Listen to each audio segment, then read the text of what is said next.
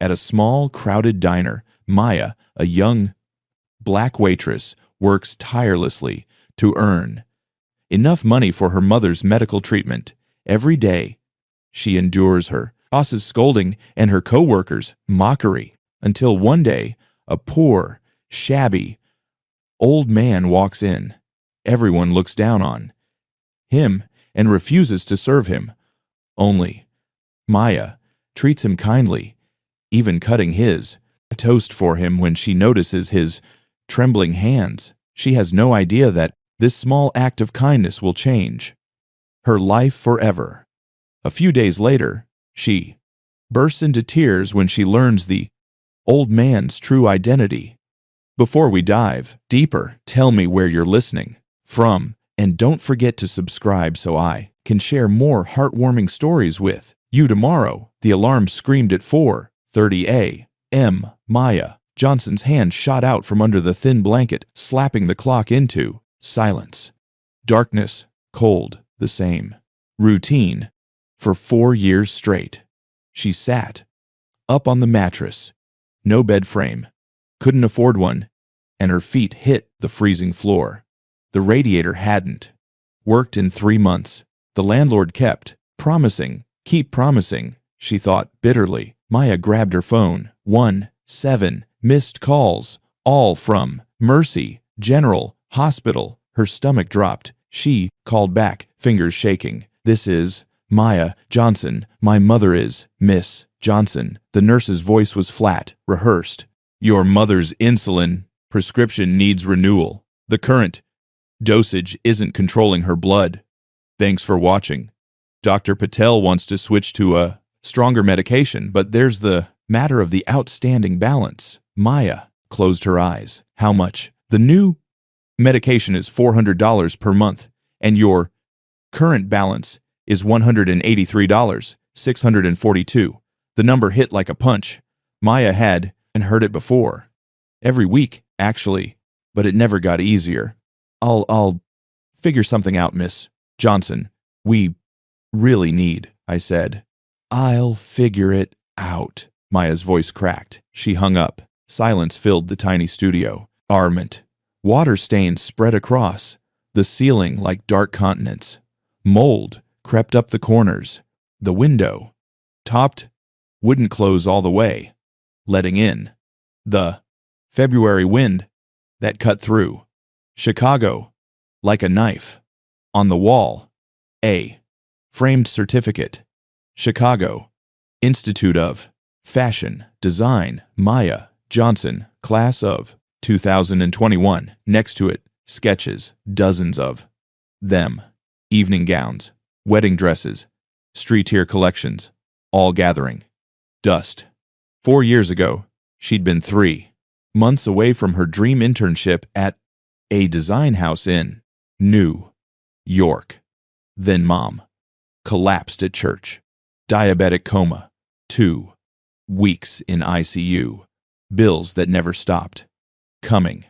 Maya hadn't touched a sketch pad since. She pulled on her uniform black, pants worn thin at the knees, white, button-up shirt with a coffee stain.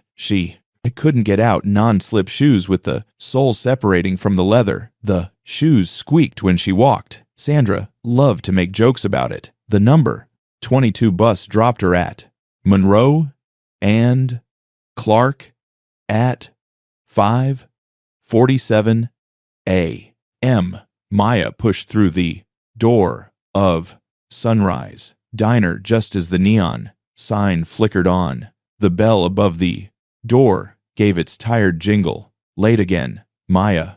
Harris didn't even look up from the register. He was counting yesterday's cash. Thick fingers moving fast. Harris was 56, balding with a permanent scowl carved into his face. I'm 3 minutes early, Maya said quietly. Early is on time. On time is late. He finally looked at her. And what the hell is that stain on your shirt?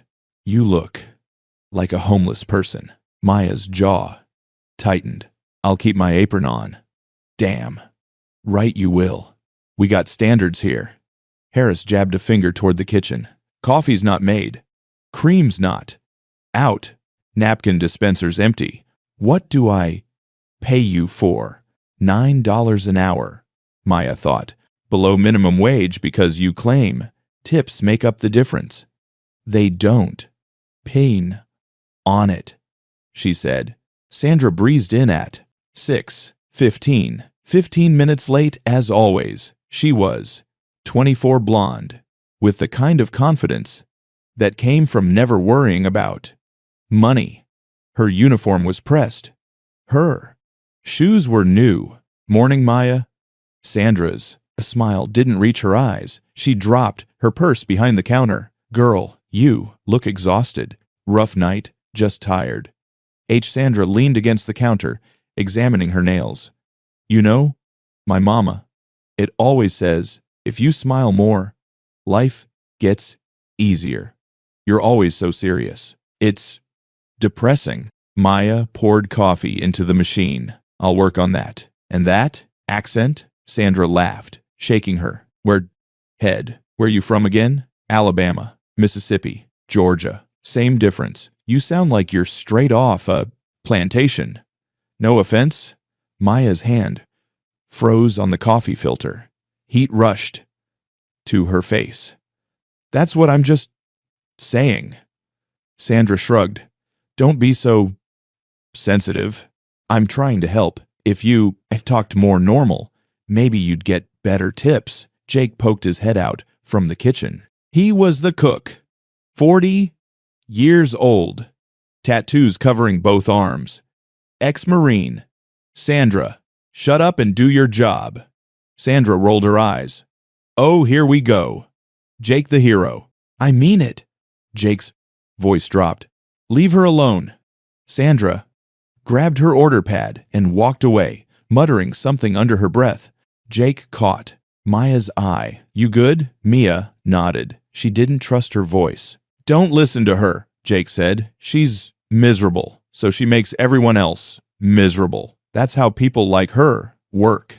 I know, and for what it's worth, there's nothing wrong with your voice. Maya managed a small smile. Thanks, Jake. The morning rush hit at 7:00 a.m. Construction workers, office assistants, lawyers grabbing breakfast before court. Maya moved through the narrow aisles with practiced efficiency, balancing plates, refilling coffee, forcing her face into something resembling friendliness.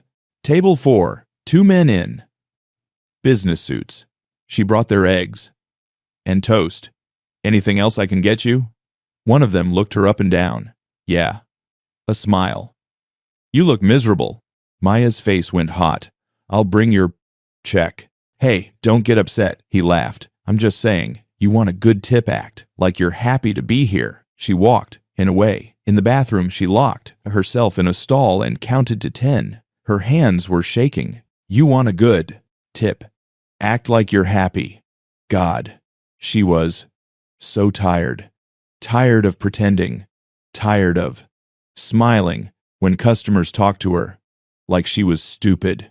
Tired of laughing at jokes that weren't funny. Tired of acting grateful for $3 on a $30 bill. Her phone buzzed. Another text from the hospital. Final notice payment required by March 1st or services will be discontinued. Maya stared at the message. March 1st was in 2 months. She didn't have $400. She didn't have $40. When she came back out, Sandra was at the register, whispering to a customer and glancing at Maya, the customer. He looked over, then quickly looked away. Maya's stomach twisted. She knew that look. She'd seen it her whole life. By 2 p.m., her feet were screaming. The lunch rush had been brutal. 42 tables. Tips. Were slow. Maya counted the crumpled bills in her apron pocket. $23. 8 hours. 8 of work. $23 in tips. $72 total for the day before taxes. She sat in the break room, head in her hands. The schedule for next week was posted on the wall. Harris had cut her hours again. 28 hours instead of 35. Not enough. Business, he'd said last week. Got to make cuts somewhere. But Sandra still had 40 hours. So did the other waitress. Jenna. Maya pulled out her phone and opened her banking app. Checking account. $12,743. Rent was due in 5 days. $850. She was $722 short. Her hands trembled as she opened her email. 3 messages from the landlord. Subject lines in all caps. Final warning. Eviction notice. Court. Date set. Hey. Maya jumped. Jake stood in the doorway, holding a sandwich, wrapped in foil. Made you lunch, he said. Turkey and cheese. Figured you didn't eat yet. Maya's throat tightened. You didn't have to. I know. But I did. He set it on the table. Eat. You look like you're about to pass out. Jake, her voice cracked. She pressed her palms in against her eyes, fighting back tears. Hey. Jake pulled up a chair. What's going on? Everything. Nothing. I don't know. Maya took a shaky breath. I'm drowning, Jake. I can't keep doing this. What do you need? Money. I can loan you. You already loaned me money last month. I can't pay you back. Yet, I'm not worried about it. Well, I am. Maya wiped her eyes. I owe you. I owe the hospital. I owe my landlord. I owe everyone, and I can't. I'm working as hard as I can, and it's not enough. It's never enough. Jake was quiet for a moment. Then he said, You ever think about asking Harris for a raise? Maya laughed bitterly. Are you serious? He'd fire me before he'd give me a raise, then find another job. I've tried. No one's hiring, or they are, but they want. Experience I don't have, or degrees I can't afford. Maya stared at the sandwich. I'm stuck. Jake, this is it. This is my life. Don't say that. Why not? It's true. She stood up, grabbing Maya, her apron. I need to get back out there. Maya, thanks for the sandwich. She walked out before he could say anything else. At 300 p.m., her shift ended. Maya peeled off her apron and counted her tips one more time. $23. She folded the bills carefully and put them in her pocket. Outside, snow had started to fall. Thick, heavy flakes that stuck to everything. Maya pulled her coat tight, a thrift store find with a broken zipper, and started walking toward the bus stop. Her phone rang. The hospital again. She didn't answer. 2 blocks from the diner, she passed a bank. Through the window, she could see people inside, well-dressed, warm, comfortable, living lives she'd never have. Maya stopped, walking. She stood there in the snow, watching them. She thought about her sketchbook at home, the designs she'd never finish, the internship she'd never take, the life she'd never live. For the first time in a long time, Maya let herself cry.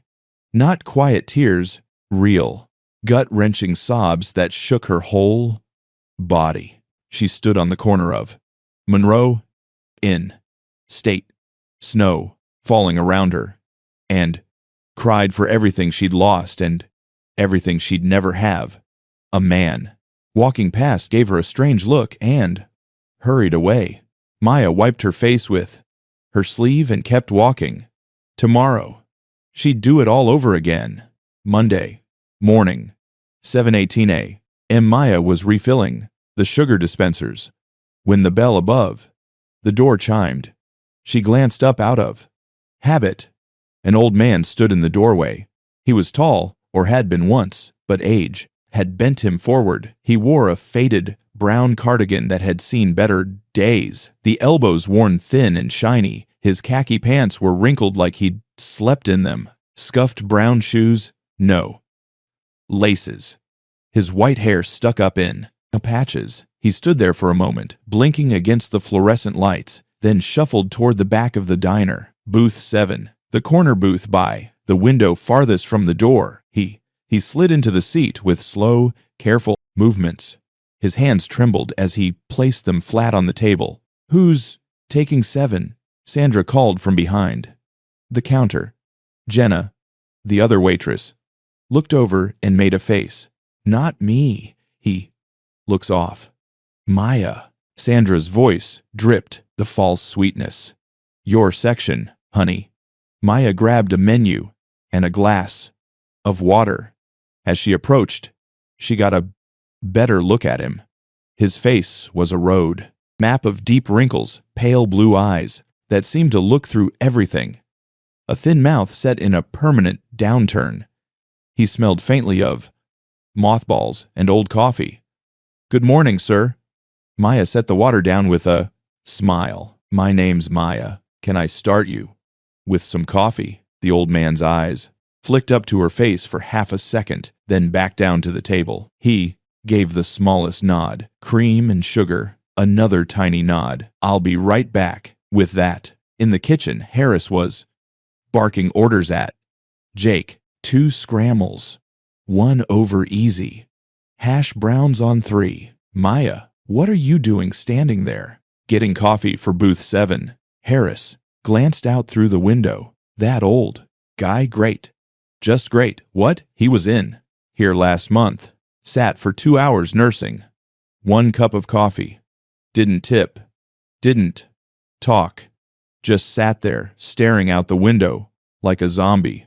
Harris pointed at Purr with a spatula. "Don't waste time on him. Get his order. Bring his food. Move on." Maya poured the coffee. "Got it. And make sure he pays before he leaves. I don't trust him." When Maya brought the coffee, the old man was staring out the window. His hands were still flat on the table, trembling slightly. "Here you go, sir." She set down the cup and a small picture of cream. "Have you had a chance to look at the menu?" "Silence, sir." His eyes moved to the menu, then back to the window. He raised one shaking hand and pointed at the breakfast special listed on the board. "Eggs and toast." A nod. "How do you like your eggs?" He held up 2 fingers, scrambled. A nod. "Perfect. I'll get that right in for you." As Maya turned to leave, she noticed his hands again. The tremor was worse when he tried to pick up the coffee cup. He wrapped both hands around it, lifted it slowly to his lips, and took a careful sip. Something about the concentrated effort, the way he had to focus on such a simple action made Ma's chest tighten. He ordered. Sandra leaned against the counter, filing her nails. "Breakfast special. Bet you he doesn't tip." Sandra blew on her nails. "Old guys like that never do. They come in here thinking we owe them something just for showing up. It's pathetic." Jenna walked past, carrying a tray. "Is he still here? God, he gives me the creeps." "Right." Sandra lowered her voice, but not much. "He's probably homeless. You can tell by the clothes. Probably hasn't showered in a week." "Sandra," Maya started. "What?" "I'm just saying." Sandra looked at her. "You're too nice, Maya. People like that take advantage of people like you." Jake slid the breakfast plate onto the counter. "Order up for 7. Maya grabbed it and headed back. The old man was still staring out the window. Maya set the plate down gently. "Here you are. 2 scrambled eggs, wheat toast, and hash browns. Can I get you anything else?" No response. "Sir." He looked down. It hasted at the plate, then at the butter knife next to it. His hand reached out, shaking badly, and picked up the knife. He pressed it against the toast. The knife slipped. His hand jerked. The toast slid across the plate. He tried. Again, same result. Maya watched him struggle for 3 attempts before she couldn't stand it anymore. "May I?" She reached for the knife. The old man's the eyes met hers for the first time. Really met hers. There was something in them. Surprise, maybe, or shame. He hesitated, then nodded. Maya picked up the knife and cut the toast into 4 even squares. Not triangles like most people, like preferred. Squares, smaller, easier to manage. There you go, she said softly. The old man stared at the plate, then at Maya. His thin lips pressed together, and for a moment she thought he might speak. Instead, he gave a single sharp nod. Enjoy your breakfast, sir.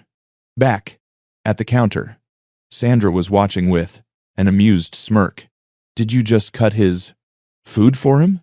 What is he, 5 years old? He needed help, Maya said. Girl, you are way too sweet for this job. Sandra shook her head. That's not your responsibility. If he can't cut his own toast, he shouldn't be eating out. His hands shake. So, not your problem. Maya bit back a response and turned away. Through the window to the kitchen, she could see Jake giving her a thumbs up. The old man ate slowly, methodically. Each piece of toast required the same careful attention.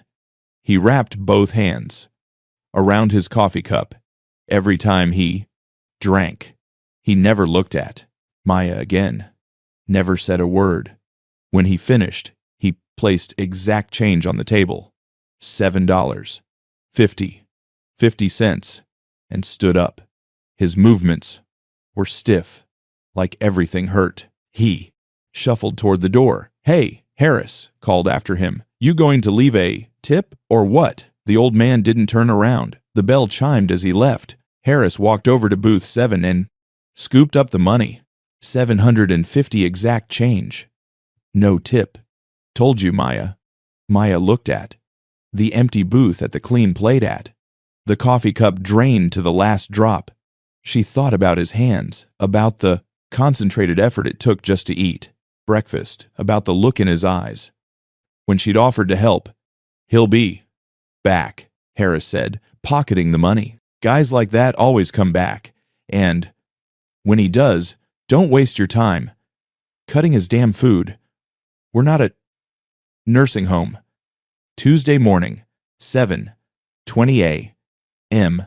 Exactly, the bell chimed. The old man shuffled in and headed straight for booth 7. Sandra groaned. Oh, you've got to be kidding me. I'll take him, Mia said. Be my guest. Sandra waved her hand. Have fun with Grandpa. Mia grabbed the coffee pot. When she reached the booth, the old man was already sitting in the same spot, staring out the window. Good morning, sir. Maya poured his coffee without asking. Breakfast, special again. A nod. I'll get that. Right in.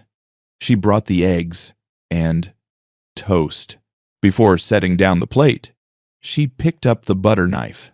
May I? The old man looked at her. Something shifted in his expression. Maybe relief.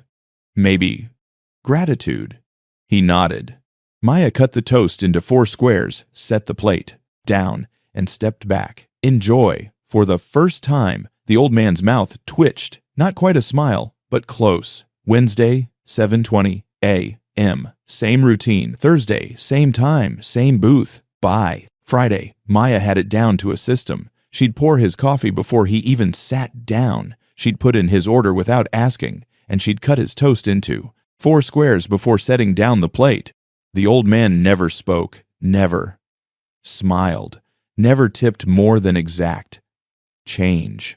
But every morning, when Maya cut his toast, his pale blue eyes would meet hers for just a second, and in that second, she could see it, a flash of something warm, something human. You're wasting your energy, Sandra said on Friday afternoon. He's never going to tip you, Mia. He's never even going to say thank you. I know. Then why do you keep doing it? Mia thought about that, about why she kept smiling at someone who didn't smile back, about why she kept helping someone who couldn't or wouldn't say thank you. Because he needs it, she said finally. Sandra rolled her eyes. You're too soft. That's your problem. Maybe it was. Maybe. Sandra was right. Maybe. Ma was wasting her time on someone who'd never appreciate it. But when she got home that night exhausted and broke and ready to collapse, she thought about the old man in booth 7, about his trembling hands, about the way he looked at her when she cut his toast, and for reasons she couldn't fully explain, those 10 minutes every morning felt like the only part of her day that mattered. Week 2 became week 3. Week 3 became a month. Every morning at 7:20 a.m., the old man shuffled through the door of Sunrise Diner and made his way to booth 7. And every morning, Maya was ready. She started, arriving 10 minutes early, 5:50 a.m. instead of 6:00. Harris noticed, but didn't say anything. He was just glad someone was opening on time for once. Maya used those extra minutes to brew a fresh pot of coffee, not the burned stuff that had been sitting since yesterday. Fresh grounds, hot water, the good filters. She'd pour the first cup and set it at booth 7 before the old man. He even arrived. You know he can't tell the difference, right? Sandra said one morning watching Maya fuss over the coffee pot. Maybe not, Maya said, but I can. By the second month, the routine had become precise, automatic. 7:18 a.m. Fresh coffee brewing. 7:19 a.m. Maya would wipe down booth 7, not just a quick pass, but a thorough cleaning. She'd refold the napkins into neat triangles and make sure the salt and pepper shakers were full. 7:20 a.m. The bell would chime. The old man would enter. 7:21 a.m. Maya would set down his coffee, black, steaming hot, with a small dish of butter on the side. Not the butter from the communal container that everyone else got. A fresh pat on a clean dish. 7:23 a.m. Breakfast special would come out. Maya would cut the toast. Now, Maya would cut the toast into 4 perfect squares before placing the plate in front of him. The old man never asked for any of this. Never. We 4 indicated he expected it. But Maya did it anyway, and somewhere around week 5, she started talking to him. Morning, Mr. Thomas. She'd learned his name from the credit card receipt he'd left once. Cold out there today. Isn't it supposed to snow again tonight? Silence. My bus was late this morning. Driver said there was an accident on State Street. Hope everyone's okay. The old man chewed his toes slowly, staring out the window. My mama called yesterday. She's doing a little better. Still in the hospital, but the doctors adjusted her medication. They gave us another 60 days before. Maya's voice caught. She cleared her throat before they have to make decisions about her care. Nothing. Maya didn't mind. There was peaceful about talking to someone who wouldn't interrupt, wouldn't judge, wouldn't offer unwanted advice. Mr. Thomas just listened, or at least he didn't actively ignore her. I used to draw, she said one morning, wiping down the table next to his fashion designs. Wedding dresses mostly. I had this whole portfolio, was going to take it to New York, show it to the big houses. She laughed softly. Seems like a lifetime ago now. For the first time, Mr. Thomas turned his head. Not much, just a slight movement, but his eyes found hers for a moment before returning to the window. Maya's breath caught. Anyway, let me know if you need anything else. The money situation hadn't gotten better. Week 3, Maya's landlord had threatened eviction. She'd scraped together enough for half the rent by borrowing from Jake $400 he'd given her, without hesitation, waving away her protests about paying him back. Just get it to me when you can, he'd said. Your mama needs you. That's what matters, Maya had cried in the bathroom. After that conversation, the hospital had agreed to a 60-day extension after She'd paid $500 down, money she'd gotten by selling her laptop, her nice winter, the coat, and the gold bracelet her grandmother had given her. It hurt. God, it hurt. But her mother was alive, and that was what counted. She still owed $18,300. Zero. The number haunted her dreams, but every morning at 7:20, when Mr. Thomas shuffled through that door, Maya pushed the fear down and smiled.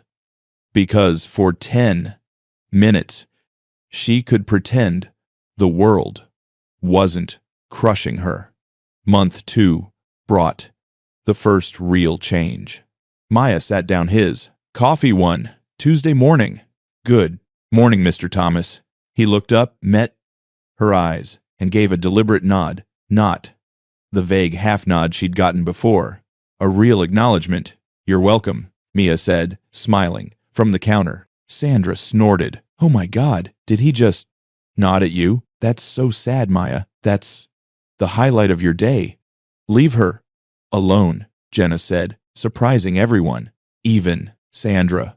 What? I'm just being mean. You're being mean. Jenna didn't look up from the coffee she was pouring. Let her be nice to the old man. It's not hurting anybody. Sandra's mouth fell open, then snapped shut. She grabbed her order pad and stalked off. Jake leaned out from the kitchen. Everything okay out there? Fine, Maya called back. Jake gave her a thumbs up and disappeared back into the kitchen. A minute later, he slid an extra piece of bacon onto Mr. Thomas's plate, his quiet way of showing support. Maya caught his eye through the window and mouthed, "Thank you." Jake just winked. By month 3, the small changes accumulated. Mr. Thomas started looking at her when she approached, not just glancing, actually looking. His pale blue eyes would track her movement across the diner. One morning in late April, Maya set down his plate and turned to leave. Thank you. The words were so quiet. Maya almost missed them. She spun around. Mr. Thomas was looking down at his plate, but his lips had moved. She was sure of it. Did you? Maya's voice came out as a whisper. Did you just say something? The old man picked up his fork, but the corner of his mouth twitched. Mia felt warmth spread through her chest. You're welcome, Mr. Thomas. The tips changed, too. For 3 months, he'd left exact change, $7.50, never a penny more. Then, one morning in April, Maya cleared his plate and found $8 on the table. 50 cents. 50 cents. Extra. Hey, Harris, Sandra called out, laughing. Mia's boyfriend finally gave her a tip. 50 whole cents. Better put that toward your retirement fund, girl. Maya ignored her. She picked up the quarters carefully, like they were made of gold, and slipped them into her apron pocket. That 50 cents felt more valuable than the $20 bills other customers sometimes left, because it meant something. It meant Mr. Thomas saw her, appreciated her, cared enough to give what little he had. Jake caught her eye from the kitchen and smiled. He understood. He always did, but not. Everyone was happy about the ritual. I don't get it, Harris said one afternoon, arms crossed as he watched Maya wipe down booth 7 for the 3rd time that week. You spend more time on that old man than any paying customer. What's the point? He is a paying customer. Barely. And he's taking up valuable real estate. Harris gestured at the booth. That's a 4-top. I could fit a family there. Instead, it's just him, nursing 1 cup of coffee for an hour. He's not bothering anyone. He's bothering me. Harris narrowed his eyes. Don't get too attached, Maya. Guys like that don't stick around. One day he'll stop coming, and you'll have wasted all this energy for nothing. Maya kept wiping. Maybe, but until then, I'm going to keep doing what I'm doing. Harris threw up his hands. Fine. Waste your time. But don't come crying to me when, he croakus, and you realize you got nothing to show for it. And don't expect any big tips from him. Old man like that is probably living on Social Security. He's got nothing. The worst came from Sandra. By month 3, Sandra had developed an entire routine around mocking Mia's relationship with Mr. Thomas. She'd imitate Mia's voice. When she greeted him, she'd make exaggerated, bowing motions whenever Maya walked past. With his coffee, she'd loudly announce, "The Queen is serving her king." Whenever Maya approached booth 7, one morning, Sandra took it too far. Maya was at booth 7, refilling Mr. Thomas's coffee when Sandra walked past carrying a tray. "You know, Mr. Thomas," Sandra said loud enough for half the diner to hear. "You're so lucky to have Maya. She treats you better than she treats herself. It's almost sad, really. Like she's got nothing else going on in her life." Maya's hand froze on the coffee pot. Mr. Thomas looked up at Sandra. His pale blue eyes went hard. "What?" Sandra laughed. "I'm just stating facts. Mia's got this whole savior complex thing going on. It's sweet, but kind of pathetic." "Sandra," Maya's voice was low. "Stop. I'm trying to help you. You're wasting your time on someone who can't even hold a conversation. What are you, getting out of this 50-cent tips?" The diner had gone quiet. Other customers were staring. Maya sat down the coffee pot. Her hands were shaking. "You don't. I know what you're talking about, don't I? You come in early. You stay late. You fuss over this old man like he's royalty. For what? He doesn't even thank you most of the time. He thanked me. Today.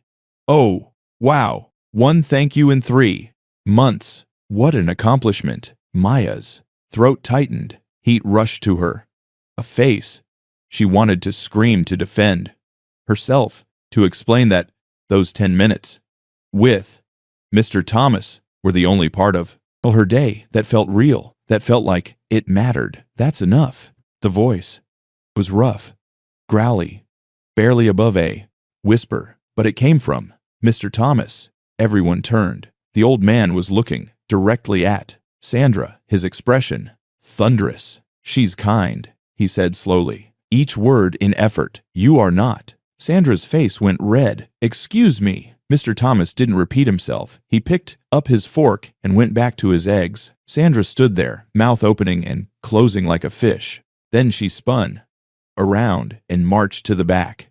The diner stayed quiet for another beat. Then conversation slowly resumed. Maya couldn't move, couldn't breathe. Mr. Thomas had spoken for her to defend her. From the kitchen window, Jake was grinning and giving her 2 thumbs up. Maya looked down at Mr. Thomas. He was focused on his plate, but his hands were steadier than usual. "Thank you," Maya whispered. Mr. Thomas didn't look up, but he nodded. And this time, Maya was certain, absolutely certain, that the corner of his mouth lifted into the smallest smile. Tuesday morning started wrong. Maya knew it the moment she woke up. Rain hammered against her window, the kind of cold, angry rain that soaked through everything. The bus was late. Her umbrella broke on the walk from the stop. By the time she pushed through the door of Sunrise Diner, she was drenched. "You're late," Harris called from behind the register. Maya checked the clock. 58 a.m. "I'm 2 minutes early." "Doesn't matter. You look like a drowned rat. Go. Dry off before customers see you." She didn't have time. She had to get Mr. Thomas's coffee ready. Maya rushed through her routine. Fresh pot brewing. Booth 7 wiped down napkins folded. She kept glancing at the clock. 7, 1, 5, 7, 18, 7, 19. At 7:20, she poured the coffee and set it at booth 7. The bell didn't chime.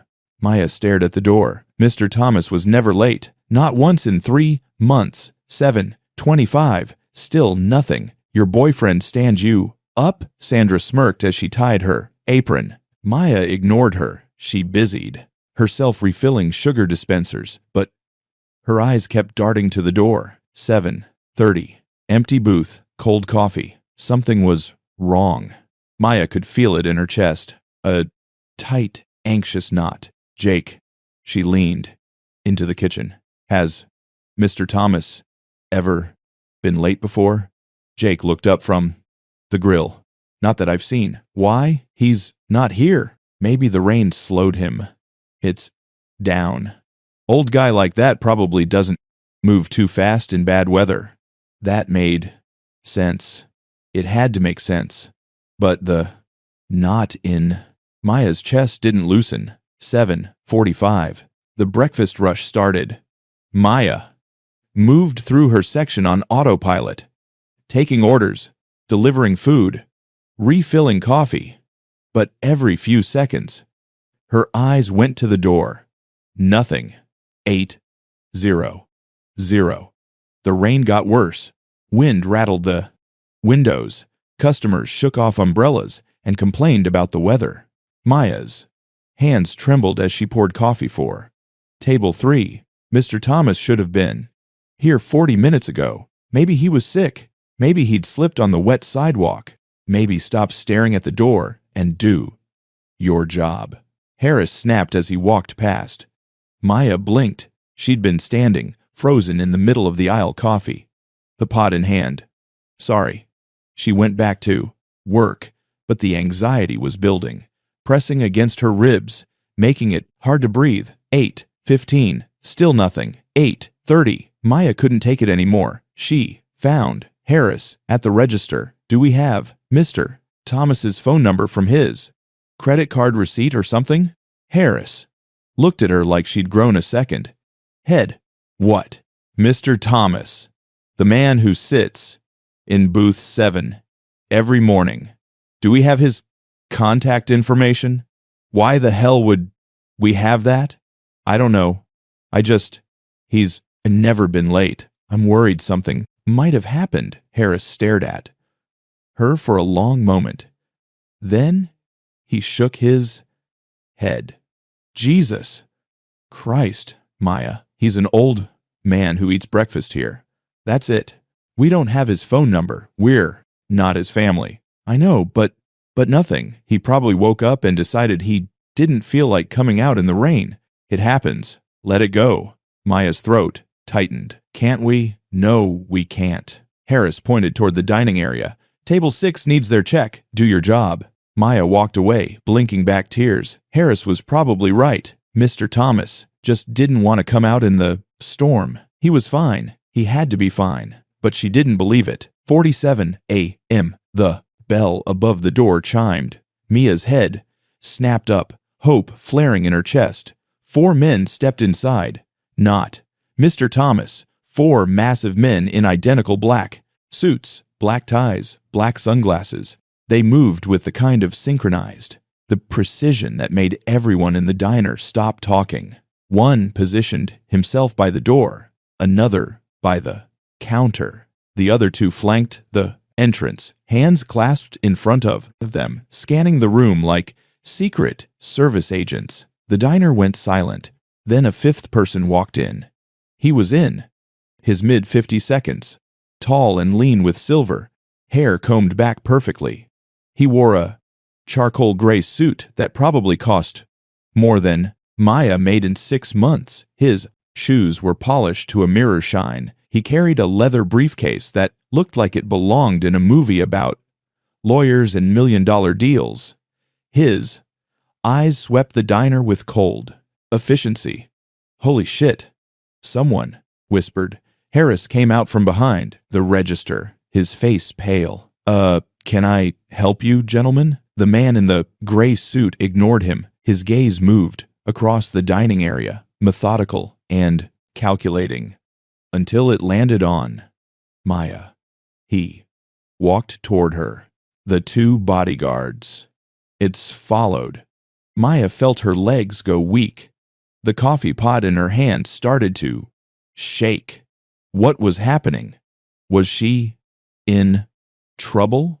Had she done something wrong? Was this about her mother's hospital? Bills? Did they send lawyers and bodyguards to collect debts? Now, the man stopped directly in front of her. Up, close. His face was all sharp angles and authority. His eyes were still gray and unreadable. Are you Miss Maya Johnson? Mia's mouth went dry. She nodded. Miss Maya Johnson, who works at this establishment? Another nod. She couldn't find her voice. The man reached into his briefcase and pulled out a folder. He opened it, glanced at a document. Then I looked back at her. My name is Marcus Sterling. I'm a senior partner at Sterling and Associates law firm. His voice was deep, precise, every word carefully measured. I was the personal attorney for Mr. William Thomas. Maya's heart stopped. The entire diner was staring now. Sandra stood, frozen behind, the counter mouth hanging open. Jake had come out of the kitchen, spatula still in hand. Even the customers had stopped eating. Marcus Sterling's expression softened just slightly.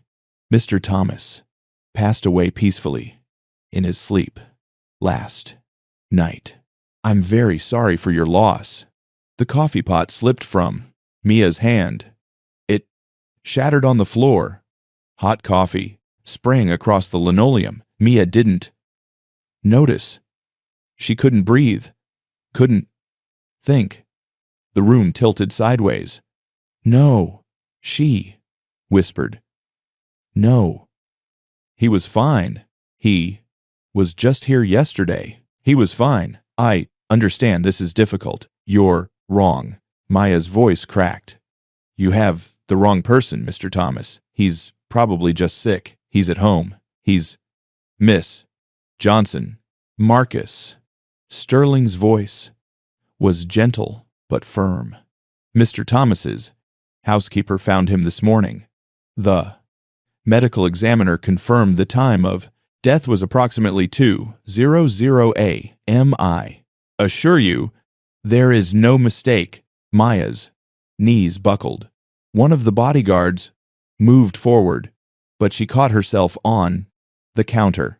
Mr. Thomas was dead. The old man who'd sat in booth 7 every morning for 3 months, who'd let her talk to him about her dreams and her fears, who defended her against Sandra, who'd smiled at her, actually smiled. Just yesterday morning, gone. Why are you here? Maya heard herself asked. Her voice sounded far away. Why are you telling me this? Because Mr. Thomas's will contain specific instructions regarding you.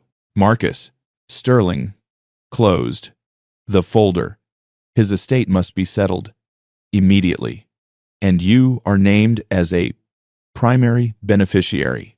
The words didn't make sense.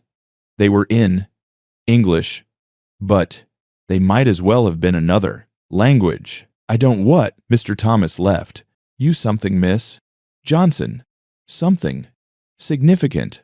Marcus Sterling glanced around the diner, at the gaping customers, at Harris's shocked face, at Sandra's expression of pure disbelief. This is not an appropriate venue for this. Now, discussion. I have a car waiting outside. If you would gather your things, we need to go to my office immediately. I'm working.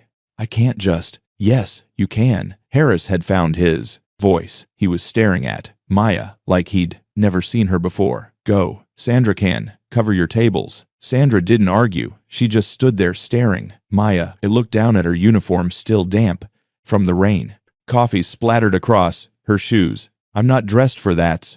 Perfectly fine. Marcus Sterling gestured toward the door. Please, Miss Johnson, time is of the essence. There are other parties involved who are waiting. One of the bodyguards stepped forward and opened the door. Through the rain, in the Maya Gud streaked window, Maya could see a black town car idling at the curb.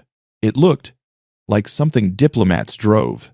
Something from a completely different world. She looked back at booth 7 at the cold cup of coffee still sitting on the table, at the empty seat where Mr. Thomas should have been. Her eyes filled with tears. Miss Johnson, Marcus Sterling's voice was patient. We really must go. Maya untied her apron with shaking hands. She grabbed her bag from the break room. Her mind was blank, completely empty, except for one thought, repeating over and over, Mr. Thomas is dead. Mr. Thomas is dead. Mr. Thomas is dead. As she walked toward the door, flanked by bodyguards like she was someone important, she heard Sandra whisper to Jenna, "What the hell just happened?" Maya wondered the same thing. The bodyguard held an umbrella over her head as they walked to the car. Another two opened the door. The interior was all leather and wood-warm and dry, smelling like money. Marcus Sterling slid in beside her. The door closed with a heavy, final thunk. Through the tinted window, Mia could see the diner, could see Harris and Sandra and Jake pressed against the glass, watching her drive away. The car pulled into traffic. Maya sat rigid in the leather seat, hands clenched in her lap, still wearing her coffee-stained uniform. "Where are we going?" she whispered. Marcus Sterling was already opening his briefcase, pulling out more documents to read. "Mr. Thomas's will," he said, "and to change your life." The elevator climbed so fast, Maya's ears popped. She watched the numbers tick upward on the digital display. 2, 5, 3, 0, 3, 5. The elevator was all glass and chrome, so spotless she could see her reflection. Coffee-stained uniform, wet hair plastered to her head, cheap shoes with the sole coming apart. She looked like she'd stumbled into the wrong building. The doors slid open with a quiet whisper. Maya stepped out into a reception area that belonged in a magazine. Floor-to-ceiling windows overlooked downtown Chicago. The floors were polished marble, cream-cold with gold veins running through it. Abstract paintings hung on the walls, the kind with splashes of color that probably cost more than her entire life. Behind a massive desk sat a receptionist who looked like a model, perfect hair, perfect makeup. She glanced at Maya, and her expression flickered surprise. Then, carefully masked disdain. "Mr. Sterling," she said smoothly, "the Thomas family is waiting in conference room A." "Thank you, Rachel." Marcus gestured for Maya to follow him. Maya's shoes squeaked on the marble. The sound echoed through the hushed space. She wanted to die. They walked down a long hallway lined with more expensive art. Through open doorways, Maya glimpsed offices with mahogany furniture and views of the city. Everyone they passed wore suits that cost more than her rent. And here she was, in her sunrise diner uniform, dripping rainwater on their perfect floors. Marcus stopped in front of a heavy wooden door. He turned to Maya, his expression serious. "Before we go in, Miss Johnson, I need you to understand something. The people in this room are not happy about Mr. Thomas's final wishes. They will likely be hostile. Do not engage with them. Do not respond to provocations.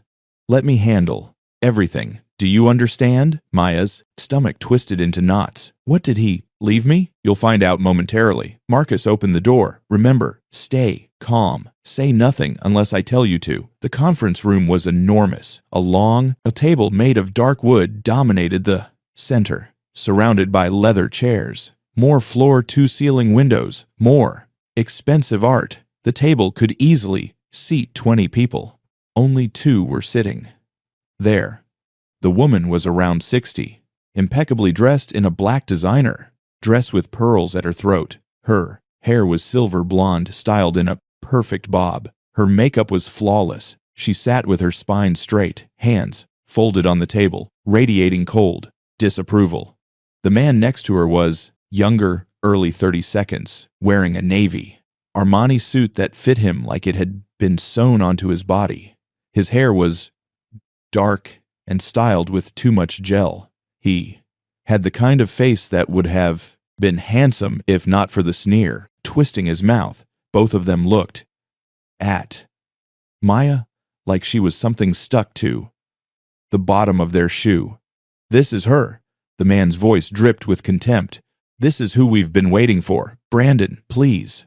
The woman's voice was controlled but ice cold. "Let Marcus speak." Marcus gestured to a chair far down the table from the other two. "Miss Johnson, please sit." Maya walked to the chair on shaking legs. The leather squeaked when she sat down. She folded her hands in her lap, trying not to look at the two people staring at her. Marcus took his place at the head of the table and opened his briefcase. He pulled out a thick document bound in leather. "Now that all parties mentioned in Mr. William Thomas's will are present, we can proceed." He looked at Maya. "Miss Johnson, allow me to introduce Mrs. Diana Thomas, Mr. Thomas's daughter-in-law, and Mr. Brandon Thomas, his grandson." Brandon leaned back in his chair, arms crossed. "Let's skip the introductions and get to the part where you explain what the hell a waitress is doing at my grandfather's will." Reading. "Brandon," Diana started. "No, I'm serious." Brandon jabbed a finger toward Maya. "Who is she? Did she work at the nursing home, clean his apartment?" "What?" "I served him breakfast," Maya said quietly. Before she could stop herself, Brandon stared at her.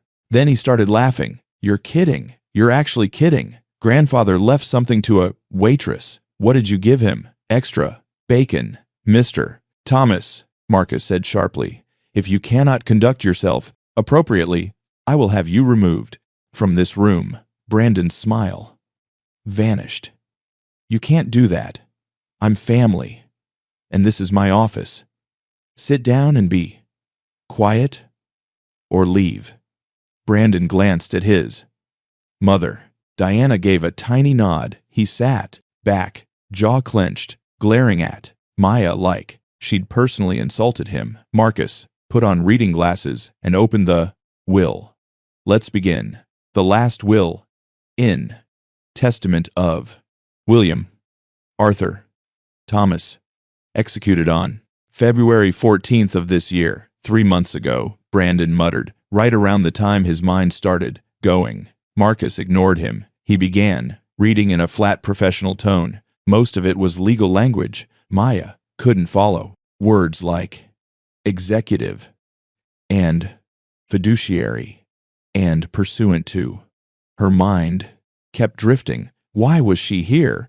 What could Mr. Thomas possibly have left her to various charitable organizations as detailed in Appendix C, a sum totaling $2 million?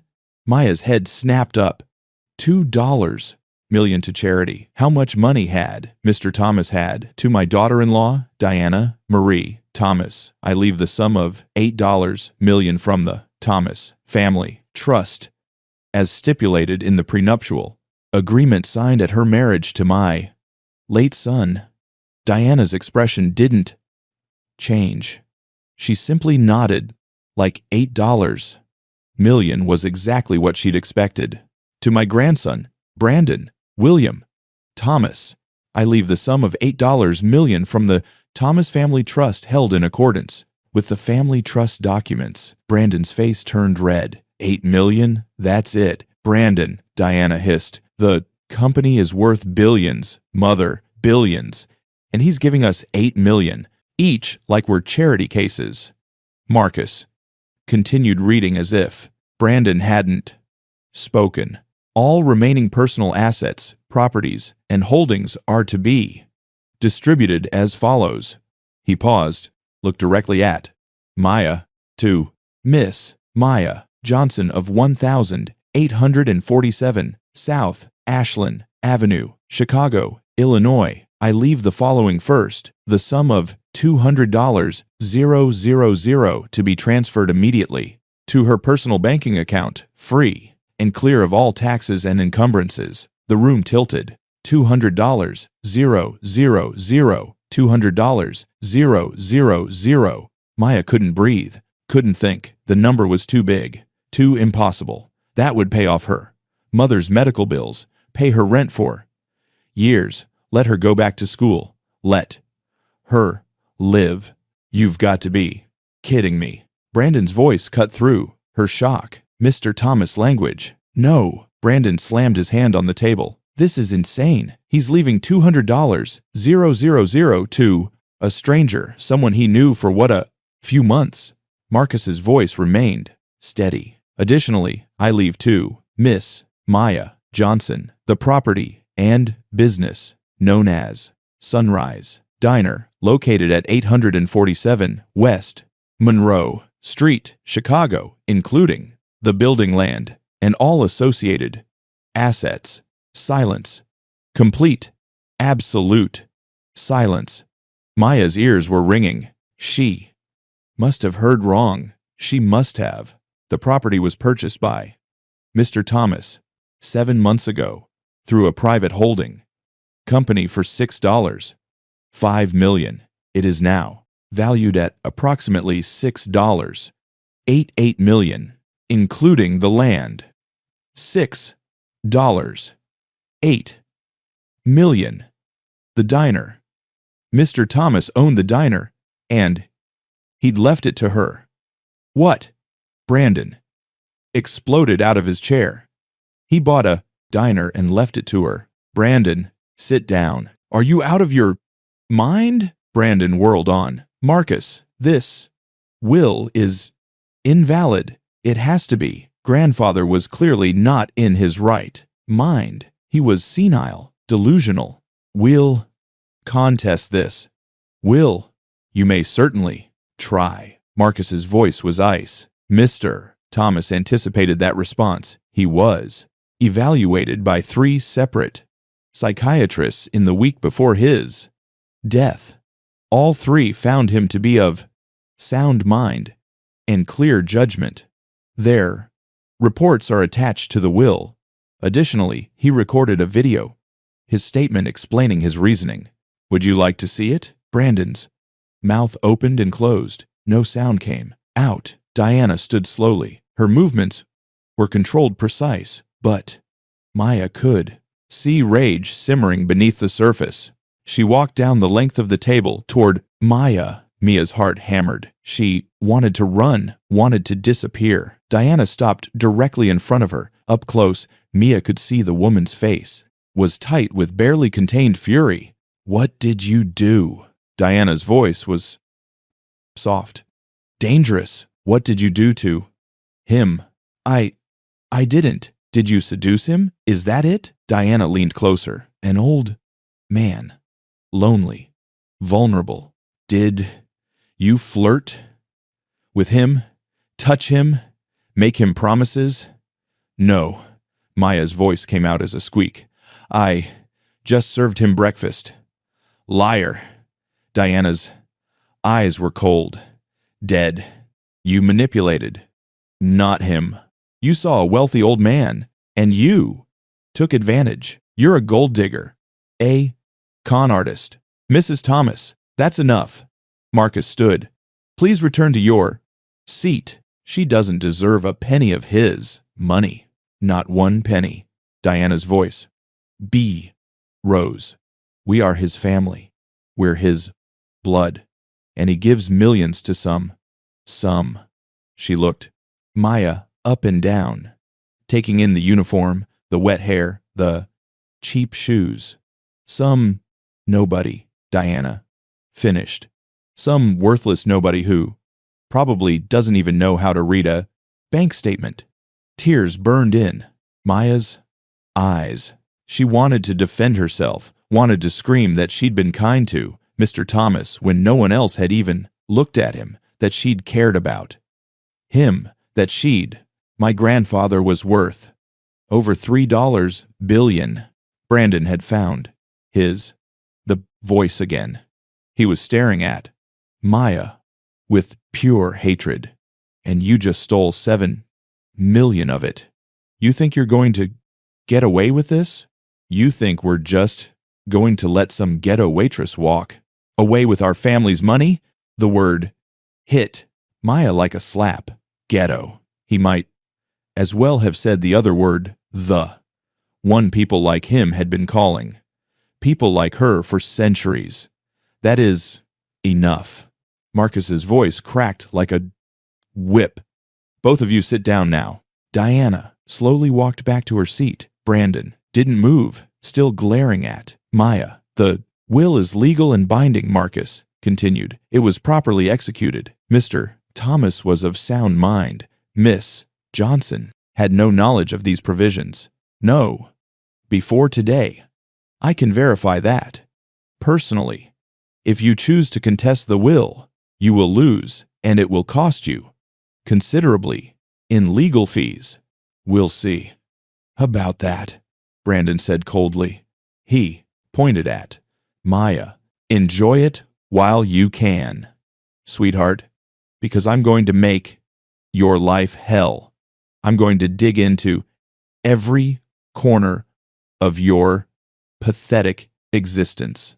I'm going to find out every dirty secret, every mistake, every get out. Marcus's voice was deadly quiet. Get out. Take of my office. Both of you. Diana stood with dignity. Brandon grabbed his phone off the table, still glaring daggers at Maya. This isn't over, he said. Then they were gone. The door slammed behind them. Maya sat frozen in the leather out-of chair. Her entire body was shaking. She couldn't catch her breath. $7 million? Mr. Thomas had left her $7 million, and his family wanted to destroy her for it. Miss Johnson, Marcus's voice was gentle now. I know this is overwhelming. Would you like some water? Maya looked down at her hands. They were trembling so badly she had to grip the edge of the table to hold them. Still. Why? She whispered. Why did he do this? Marcus was quiet for a moment. Then he reached into his briefcase and pulled out a small envelope. He left you a letter, he said. Perhaps that will explain. He slid the envelope across the table. Maya stared at it. Her name was written on the front in shaky handwriting. Maya, just her name in Mr. Thomas's hand. She picked it up with trembling fingers and carefully tore it open. The letter was short, written in the same shaky handwriting Maya had seen on the 50-cent tips. Dear Maya, if you're reading this, then I am gone, and you have met my family. I apologize for that. They are not kind people. You are probably confused, probably scared. That's understandable. What I have left, you will change your life, but it also comes with a burden, a responsibility. There are things you need to understand, things I could never tell you while I was alive. Go to my apartment. Marcus has the address. In my study, there is a wall I have kept locked for 15 years. The key is enclosed with this letter. Look at the wall. Maya, look at her face. Then you'll understand why I chose you. You have a good heart.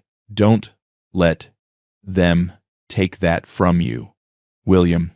Maya's hands trembled as she pulled a small brass key from the envelope. It was old, tarnished, attached to a tag with an address written in careful script. 1100 Lakeshore Drive, Penthouse B. She looked up at Marcus. He wants me to go to his apartment. Yes, I was instructed to take to you there immediately after the will. Reading, Marcus closed his briefcase. The property belongs to you now. Incidentally, it's valued at approximately $4. 2 million. Maya's brain had stopped processing numbers. 4 million, 7, 200, 0, 0, 0. They were just sounds now, meaningless. Can we go? She whispered. Please. The building on Lakeshore Drive was the kind of place Maya had only seen in movies. A doorman in a uniform opened the car door for her. The lobby had marble floors, crystal chandeliers, and furniture that looked like it belonged in a museum. An elevator required a key just to access the penthouse level. Marcus used a key from his briefcase. The elevator climbed smoothly, silently. Mr. Thomas was an intensely private man, Marcus said as they rose. He conducted all his business from his corporate office downtown. But this apartment, this was his sanctuary. No one has been inside in over a decade. Not his family, not his staff, no one. The elevator opened directly into the apartment. Maya stepped out and forgot how to breathe. Floor-to-ceiling windows overlooked Lake Michigan. The water stretched out gray and endless under the cloudy sky. The apartment was massive, open, elegant, filled with antiques and art that even Maya, with no training, could tell was priceless. A Monet hung over the fireplace. A Degas sculpture sat on a pedestal. Every piece of furniture looked like it belonged in a palace. But despite all the beauty, the space felt empty, cold, like a museum where no one lived. "The study is this way," Marcus said. He led her down a long hallway, lined with more art. At the end was a heavy oak door with an old-fashioned lock. Marcus gestured to it. "This is as far as I go." Mr. Thomas was very clear. "You go in alone." Maya's heart hammered as she approached the door. The brass key felt heavy in her hand. She slid it into the lock. It turned with a click that echoed down the hallway. The door swung open. The study was different from the rest of the apartment, where everything else was pristine and untouched. This room was lived in.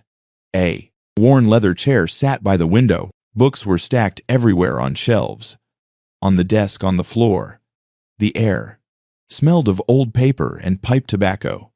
But what dominated the room was the wall.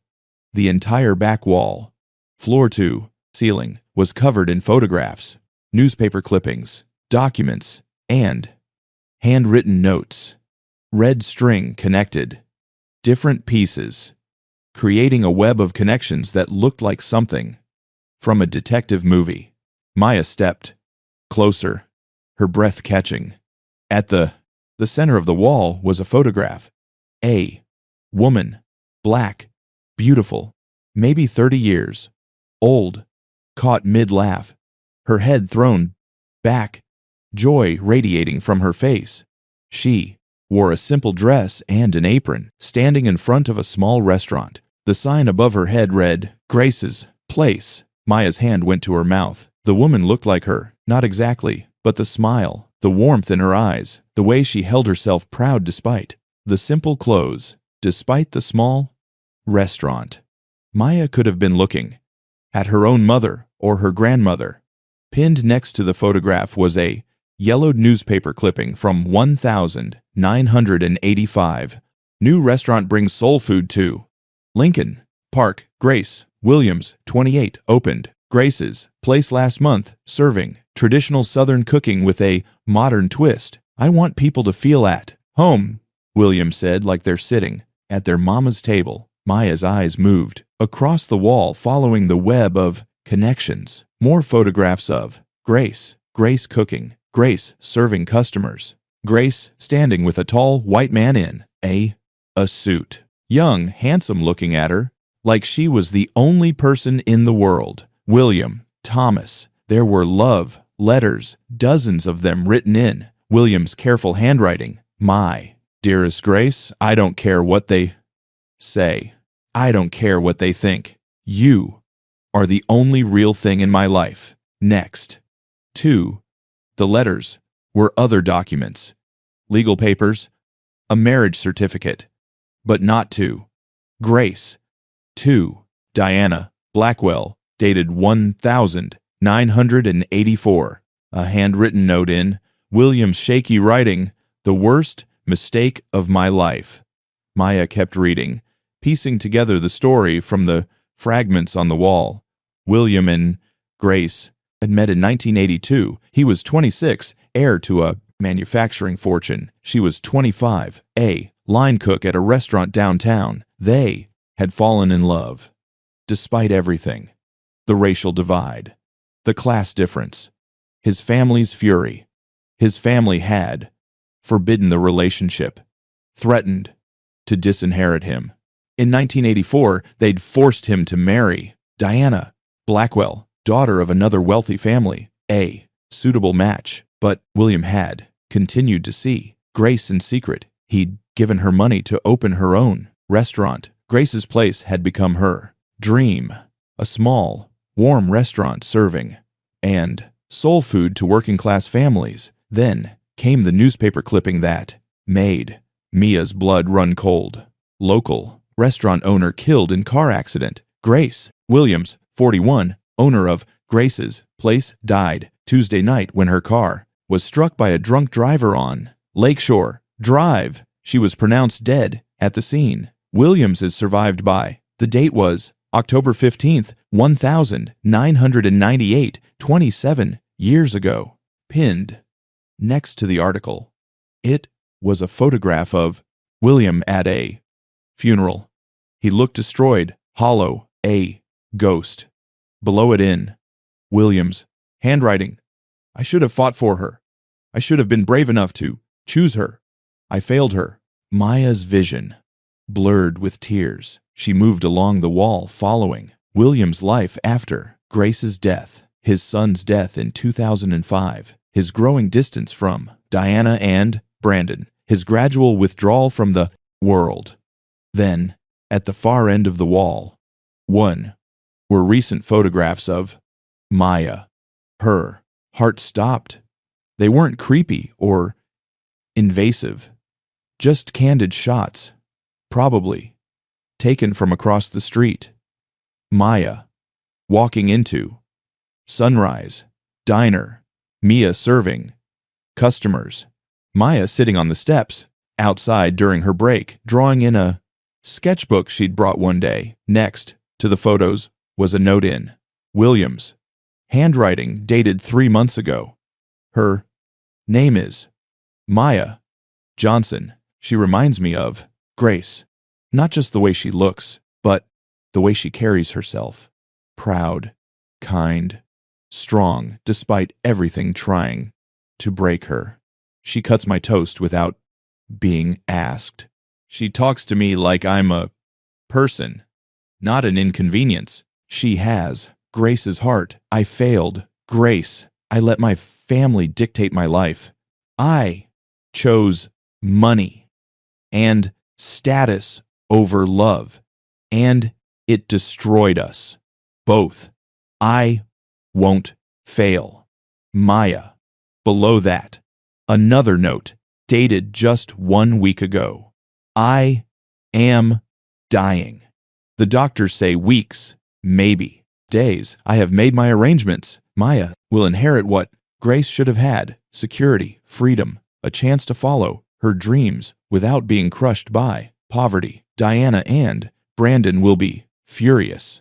They will try to destroy her, but I have given her the tools to fight back. Marcus will help her. The diner is hers, bought with my money, but it will be filled with her heart, just as Grace's place was filled with Grace's heart. This is my final act of love, not for Maya.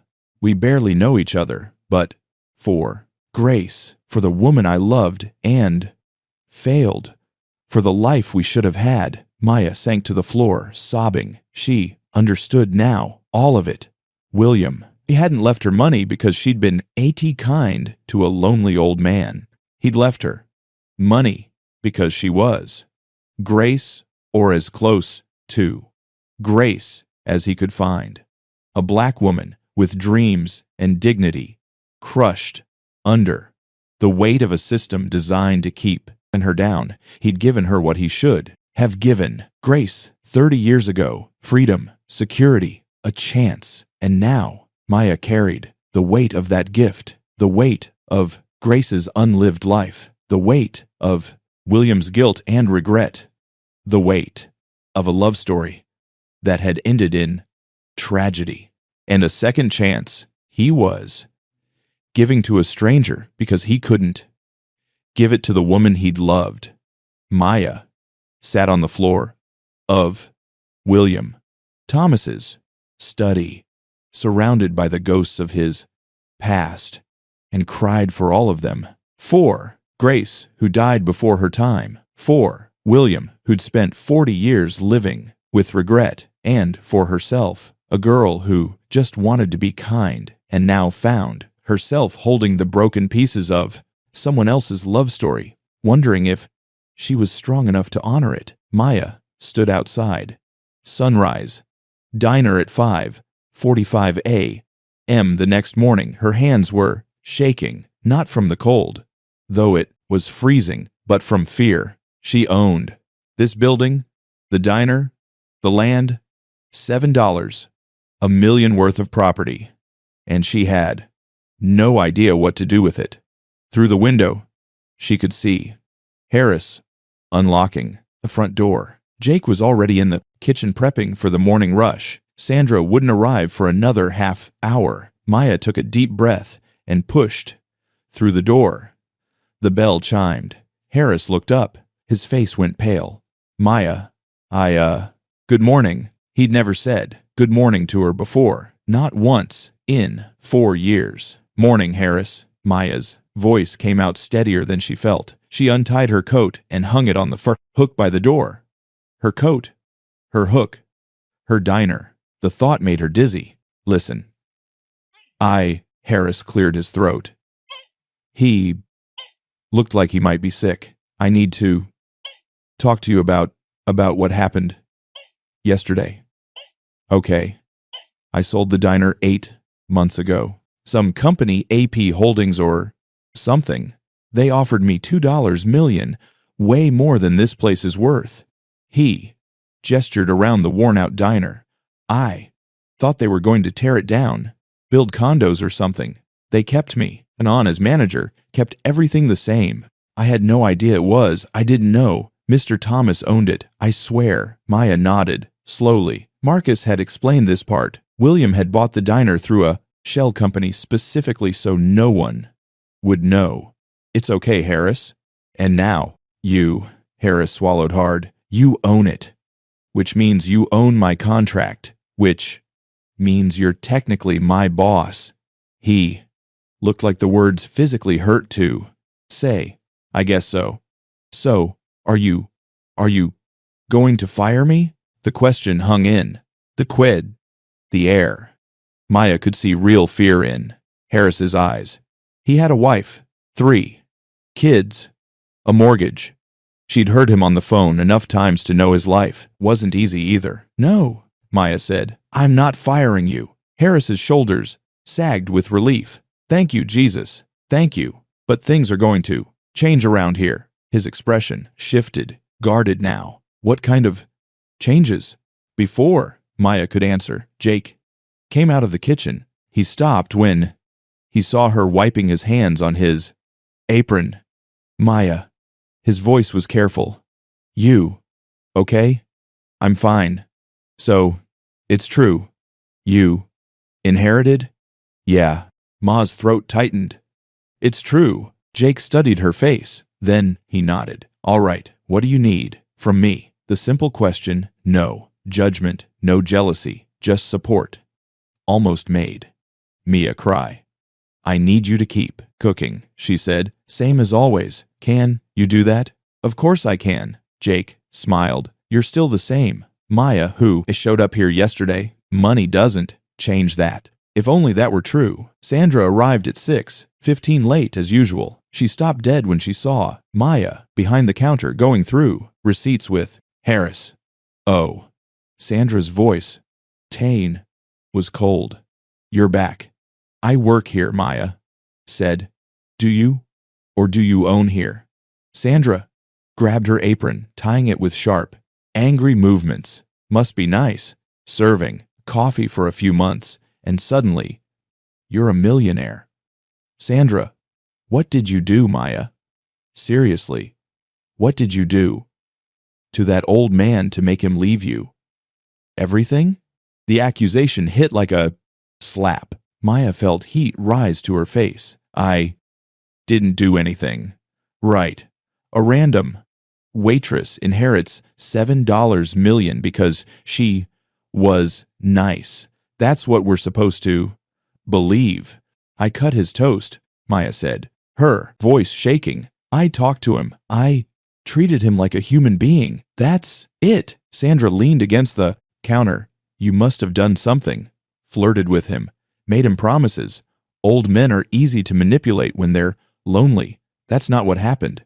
Then why you? Why not me? Why not Jenna? We all served him at some point because I was the only one who was kind to him. Maya's voice rose. You all treated him like trash, like he was worthless. I was the only person in this entire diner who gave a damn about him. Silence. The other staff members, Jenna, two-line cooks, had stopped working and were watching.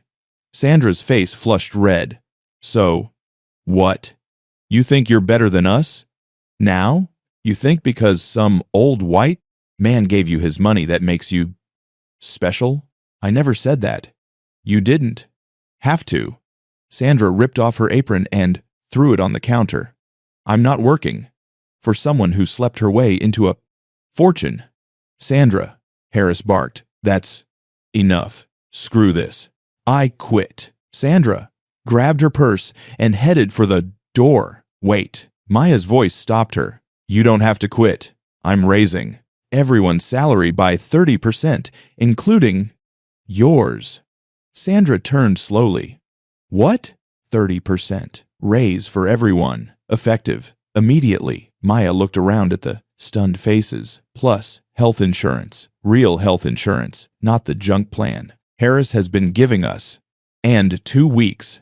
Paid vacation. Dead silence. You're serious, Jenna whispered. Yes. Maya's hands were shaking, but her voice was steady.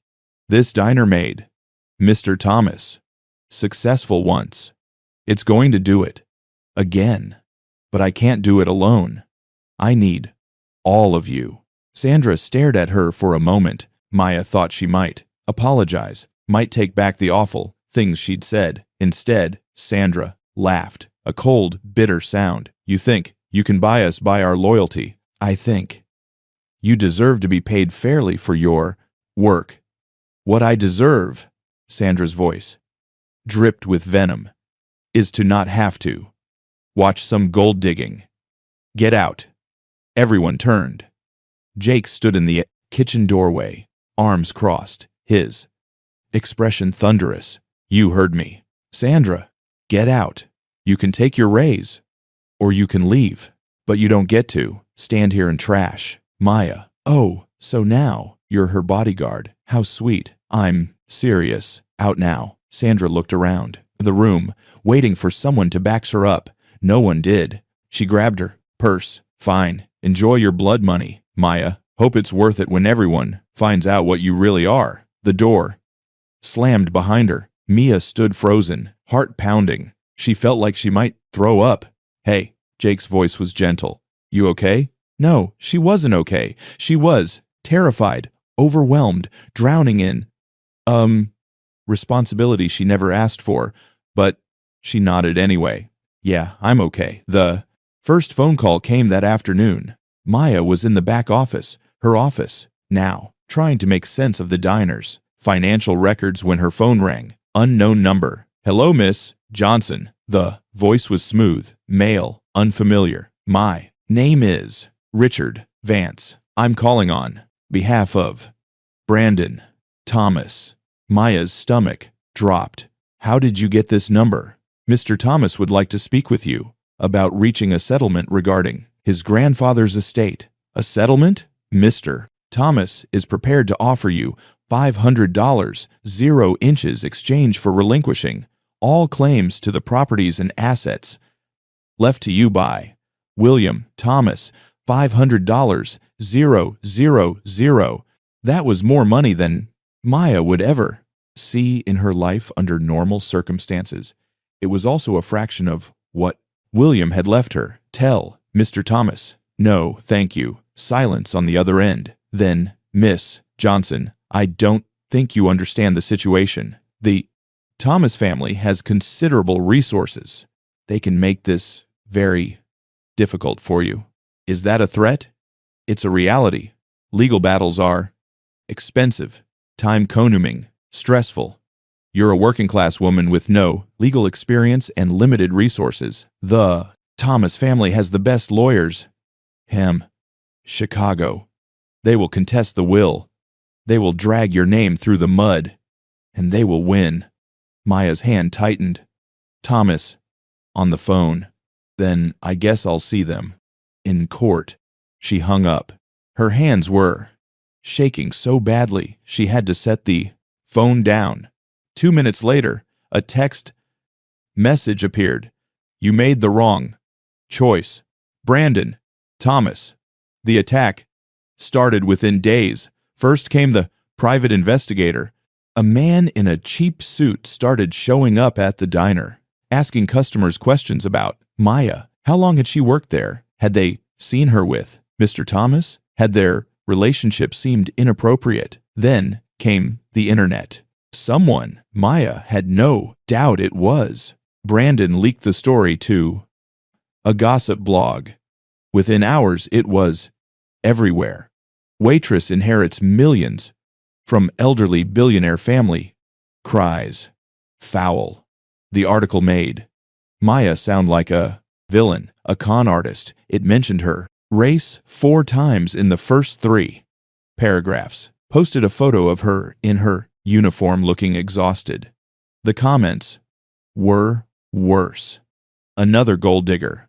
Targeting old white men. She probably seduced him. Disgusting.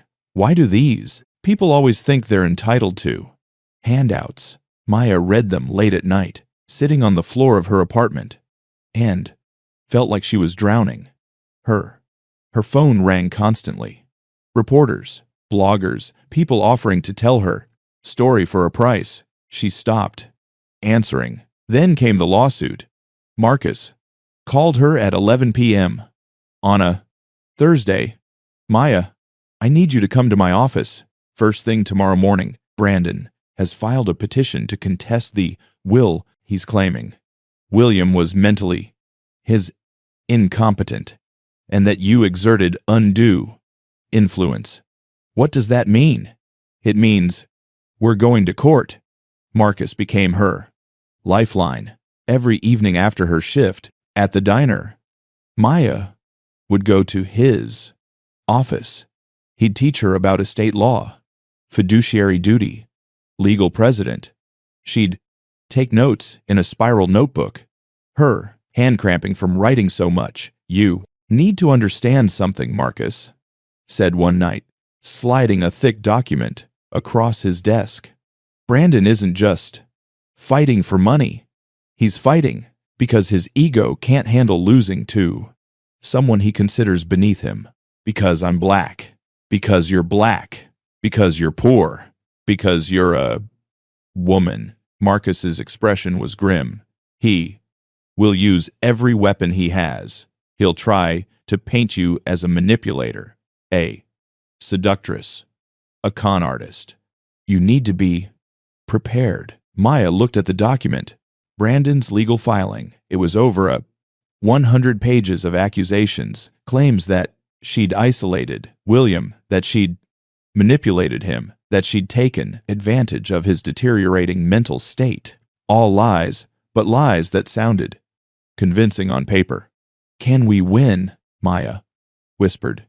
Yes. William prepared for this. He had psychiatric evaluations. He recorded video testimony. He documented everything. Marcus leaned forward. But it's going to be brutal, Maya. They're going to attack your character. Dig into your past. Make you look as bad as possible. Are you ready for that? No. She wasn't ready. She'd never be ready.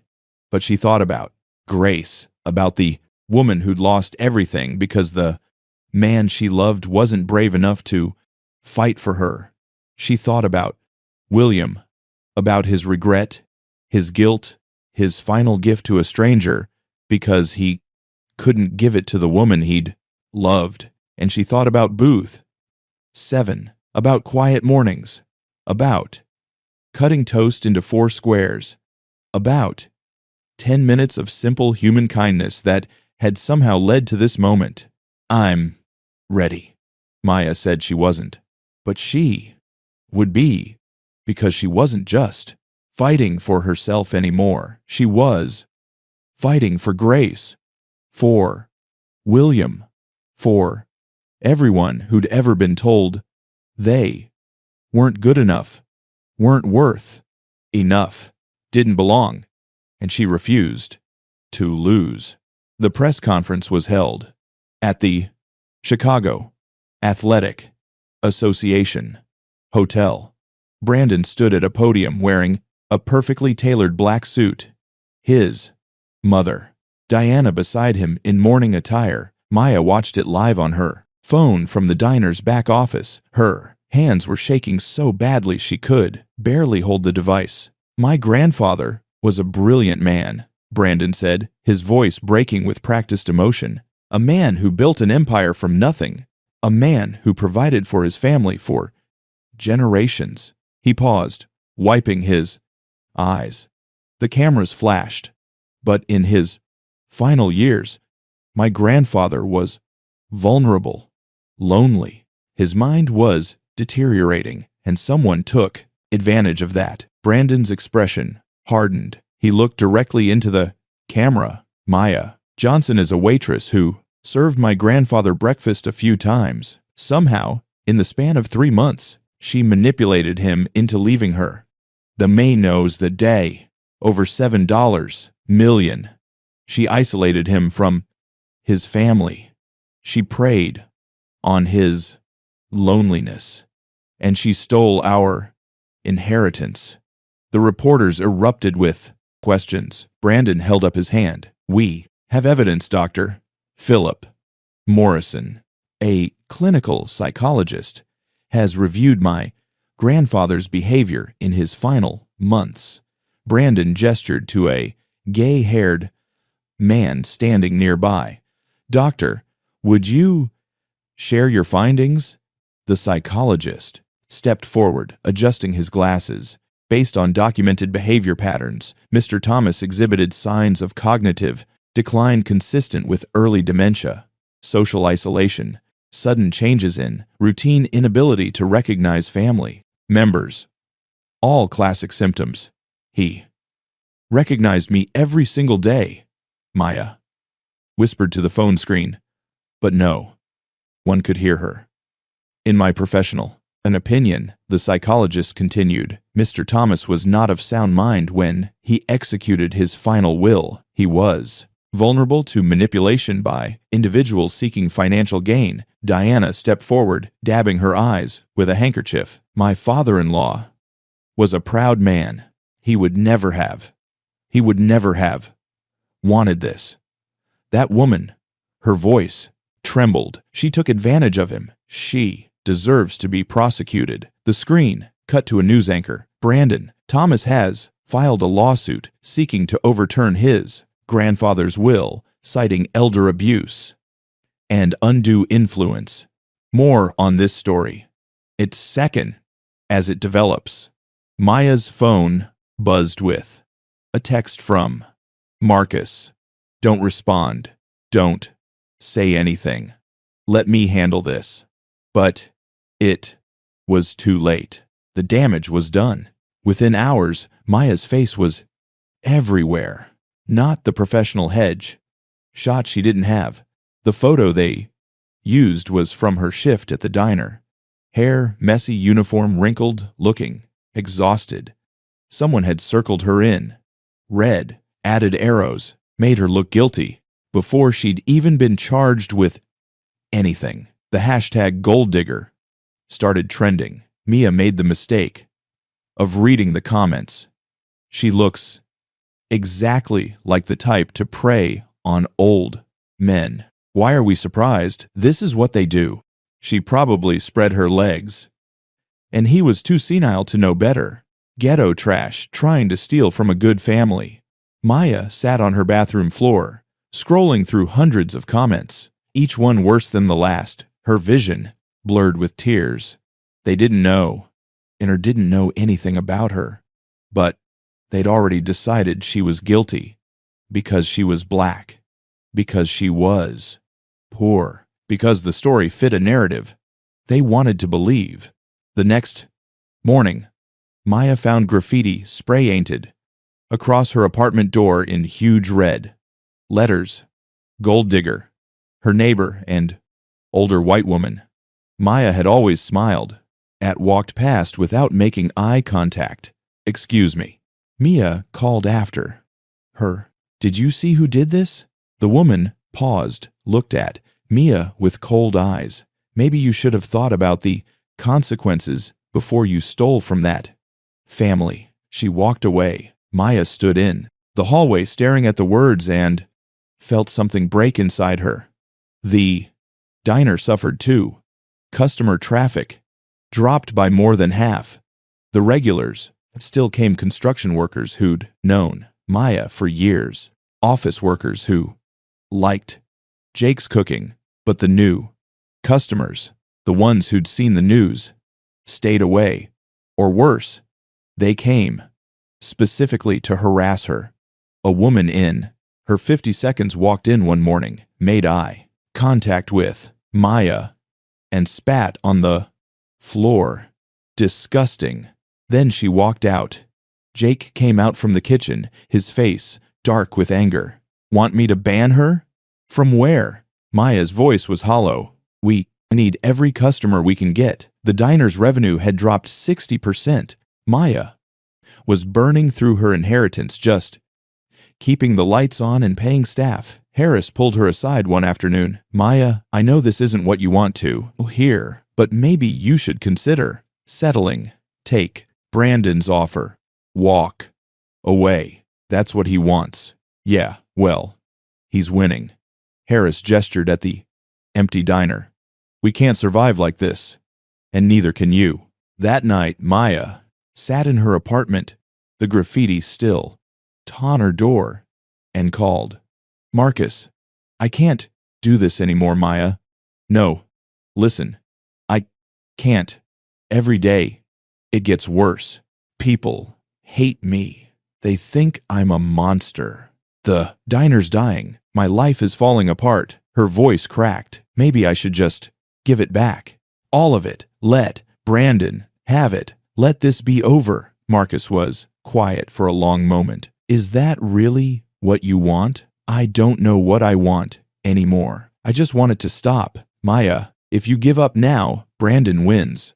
And more than that, William's sacrifice means nothing. Grace's memory means nothing. Maybe it was a mistake. Maybe William was wrong about me. He wasn't wrong." Marcus's voice was firm. "I've been a lawyer for 30 years. I've seen thousands of people. William Thomas was many things, but he was never wrong about character. He saw something in you worth fighting for. Don't prove him wrong now." After Marcus hung up, Maya sat in the dark, holding the letter. William had left her. "You have a good heart. Don't let them take that from you." She read it over and over until the words blurred. The turning point came from an unexpected place. Jake called a press conference of his own. No fancy hotel, just the diner during off hours with a handful of local reporters. "My name is Jake Martinez. I've worked at Sunrise Diner for 12 years. He stood behind the counter, arms crossed, looking directly at the cameras. "I've seen a lot of waitresses come and go. Most of them are nice enough, do their job, go home. Nothing wrong with that." He paused. "But Maya Johnson is different." Jake pulled out his phone and showed a photo. "This is from 8 months ago. I was short on rent. My kid needed medicine. I was going to lose everything. Maya gave me $400. That was her rent money, her grocery money. She gave it to me anyway. He showed another photo. This is Mr. Thomas. Every morning. For 3 months, Maya served him breakfast. She didn't know he was rich. Hell, we all thought he was probably homeless. But she treated him with more respect and kindness than anyone else in that diner. Not because she wanted something, because that's who she is. Jake's voice grew harder. Brandon, Thomas and his lawyers are calling Maya a gold digger, a manipulator. They're lying. I was there. I saw everything, and I'm telling to you right now, Maya, Johnson is the most decent person I've ever met. If she's a criminal, then I don't want to live in a world where kindness is a crime. The video went viral within hours. Then came the letters, dozens of them, from customers Maya had served over the years. From the construction foreman she'd remembered liked his coffee extra hot. From the single mother she'd once slipped extra food to when money was tight. From people she barely remembered. But who remembered her? Maya. Johnson is a good person. She deserves this inheritance. The Thomas family should be ashamed. A local journalist wrote a piece titled Black Woman's Kindness on Trial. The Case of Maya Johnson. It went viral, shared hundreds of thousands of times. The narrative was shifting, not everywhere, not with everyone, but enough. Enough that when Maya walked into the diner the next morning, there was a line of customers waiting.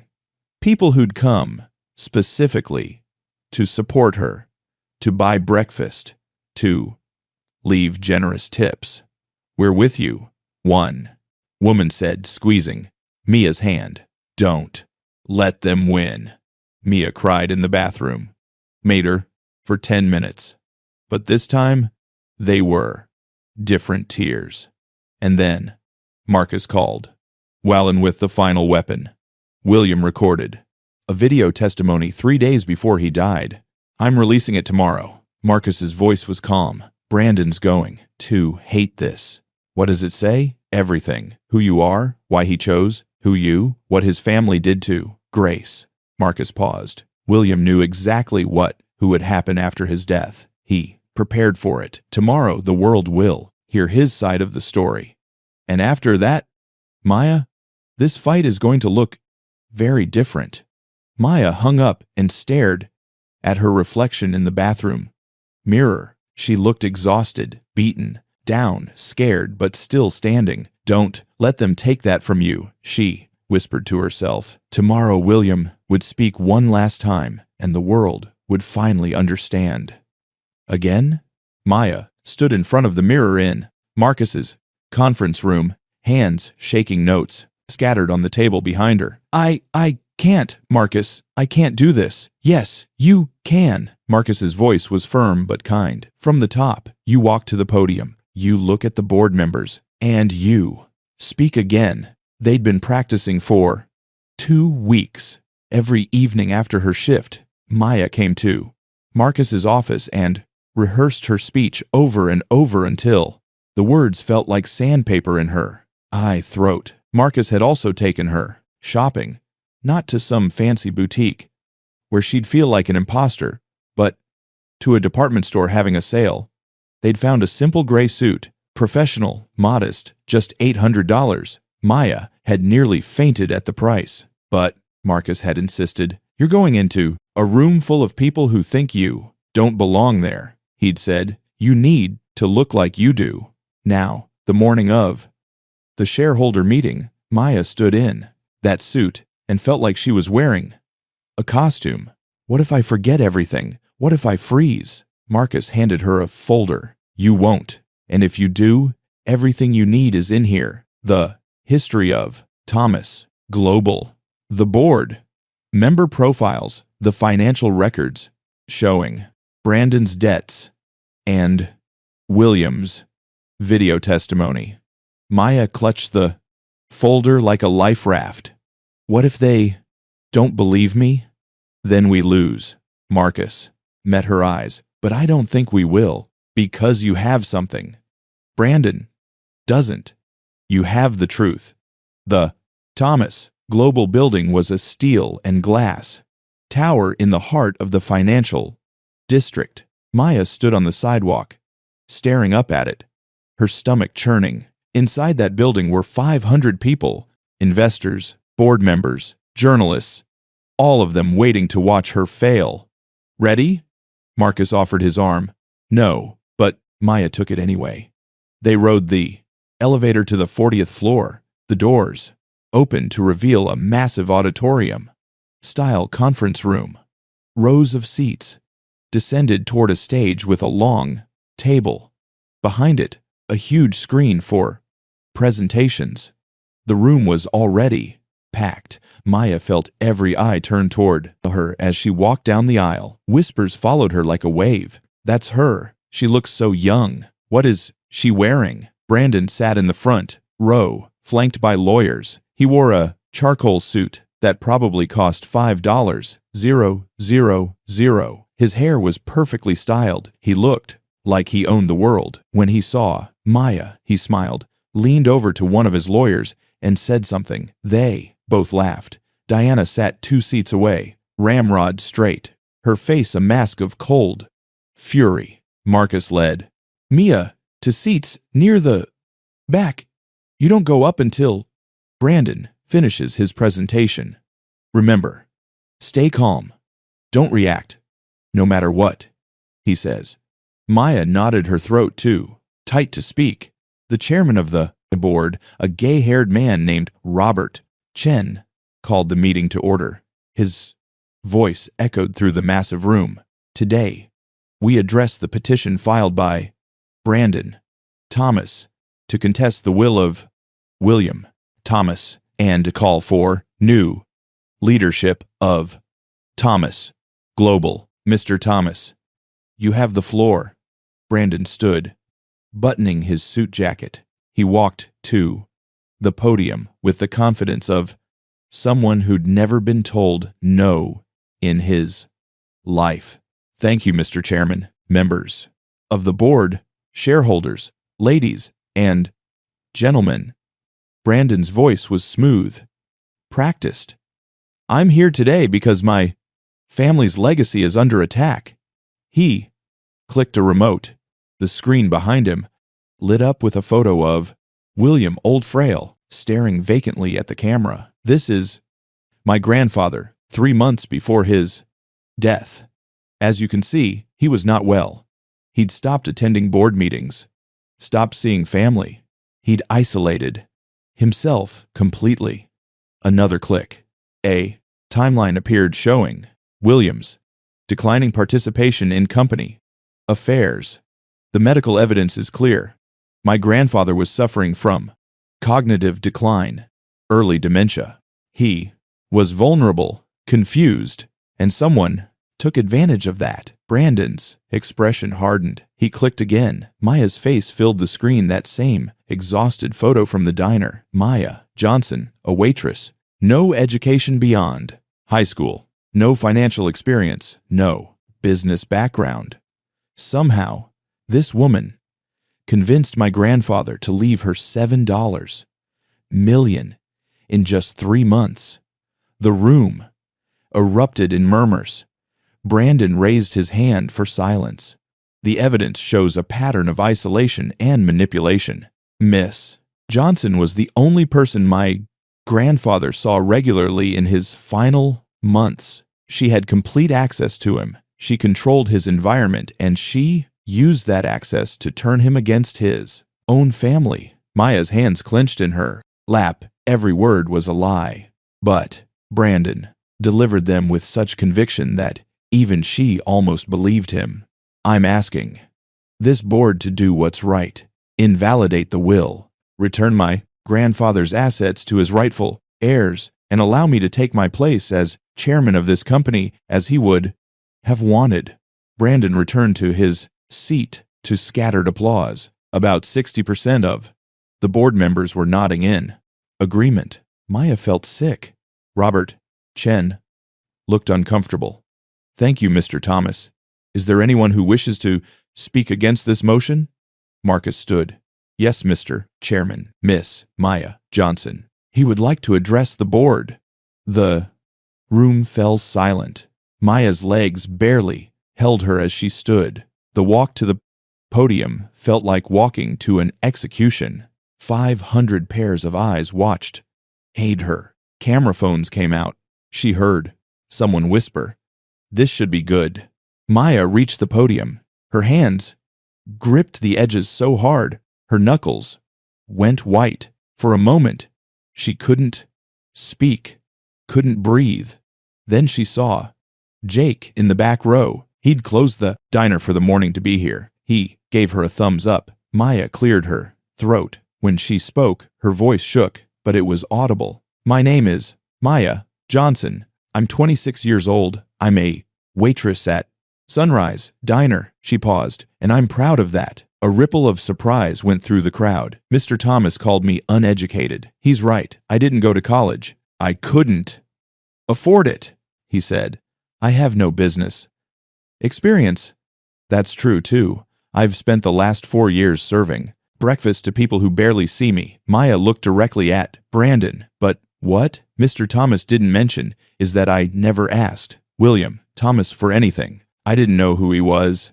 I didn't know he had money. I just saw a lonely old man who needed help cutting his toast. She clicked the remote Marcus had given her, and the screen changed to show a photo of Grace Williams, young, beautiful, smiling in front of Grace's place. This is Grace Williams. In 1982, she fell in love with William Thomas, but William's family didn't approve. Grace was black. She was poor. She was beneath them. Maya's voice grew stronger. So William married someone they approved of, Diana Blackwell, and Grace died alone in a car accident, her dreams unfulfilled.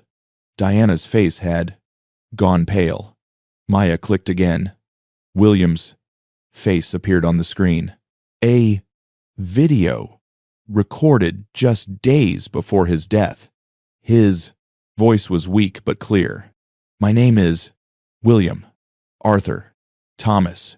I am recording this of my own free will in sound mind and body, as confirmed by 3 separate psychiatric evaluations. The room went utterly silent. William's image looked directly at the camera. I am leaving the majority of my personal fortune to Maya Johnson because she reminds me of the woman I loved and failed. Grace Williams deserved a better life. I couldn't give it to her, but I can give Maya the chance Grace never had. He paused, his eyes hard. My grandson, Brandon, will contest this will. He will call me senile. He will attack Maya's character. He should know I am fully aware of his $3, $2 million in gambling debts, his 2 failed business ventures, his complete inability to manage money or take responsibility. Maya clicked. Again. Emails appeared on screen. Brandon begging William for money. William's responses growing colder each time. You have squandered every opportunity I've given you. You will not get another cent from me. The board members were leaning forward now, reading. Brandon Thomas has no business leading this company. William's voice continued. He has the ambition of a king, but the judgment of a fool. I would rather see my fortune go to a stranger with a good heart than to family with none. The video ended.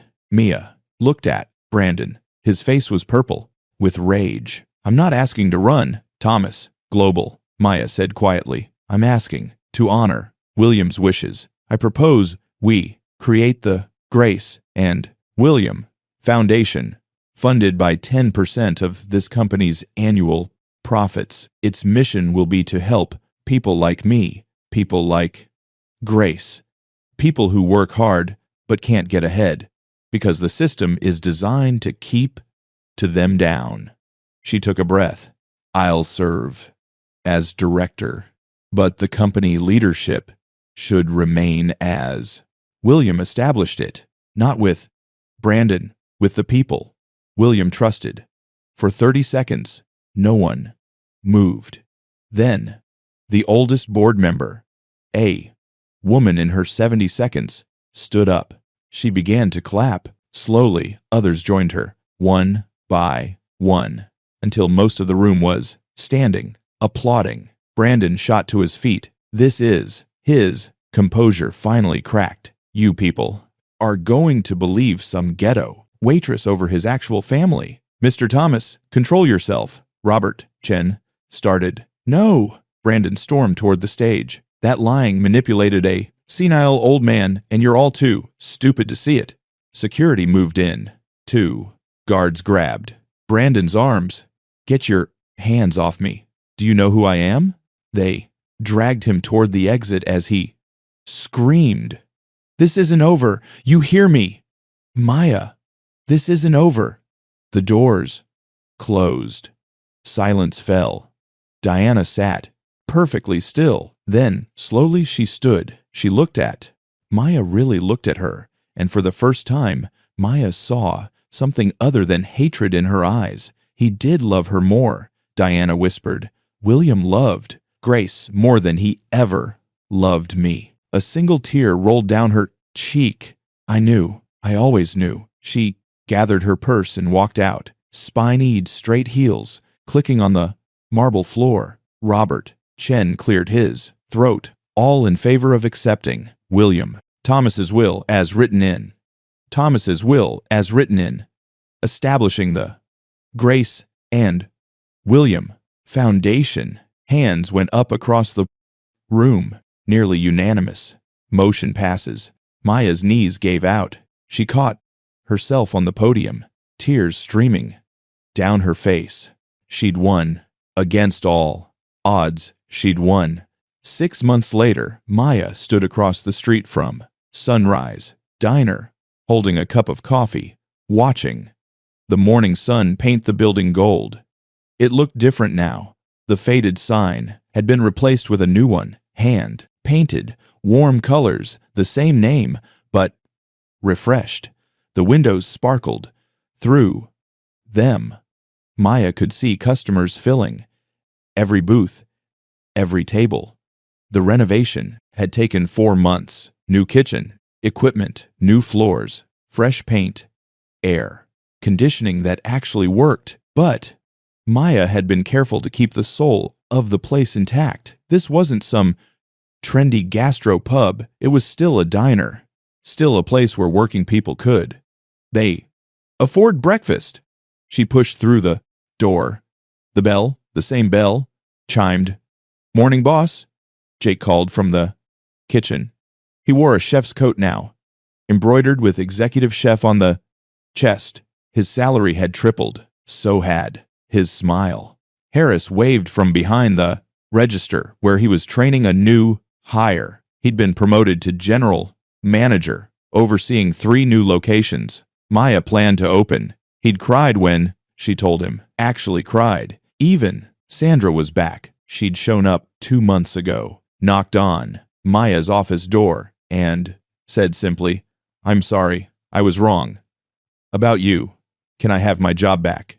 Maya had hired her on the spot. Now, Sandra approached carrying a tray of coffee. In cups. Booth 7 is ready. Maya's heart squeezed. She walked to the back corner, where booth 7 sat exactly as it had been. The vinyl was still worn, mustard-cold leather. She'd refused to replace it. But mounted on the wall, above was a brass plaque. Grace and William's Corner, where kindness is always welcome.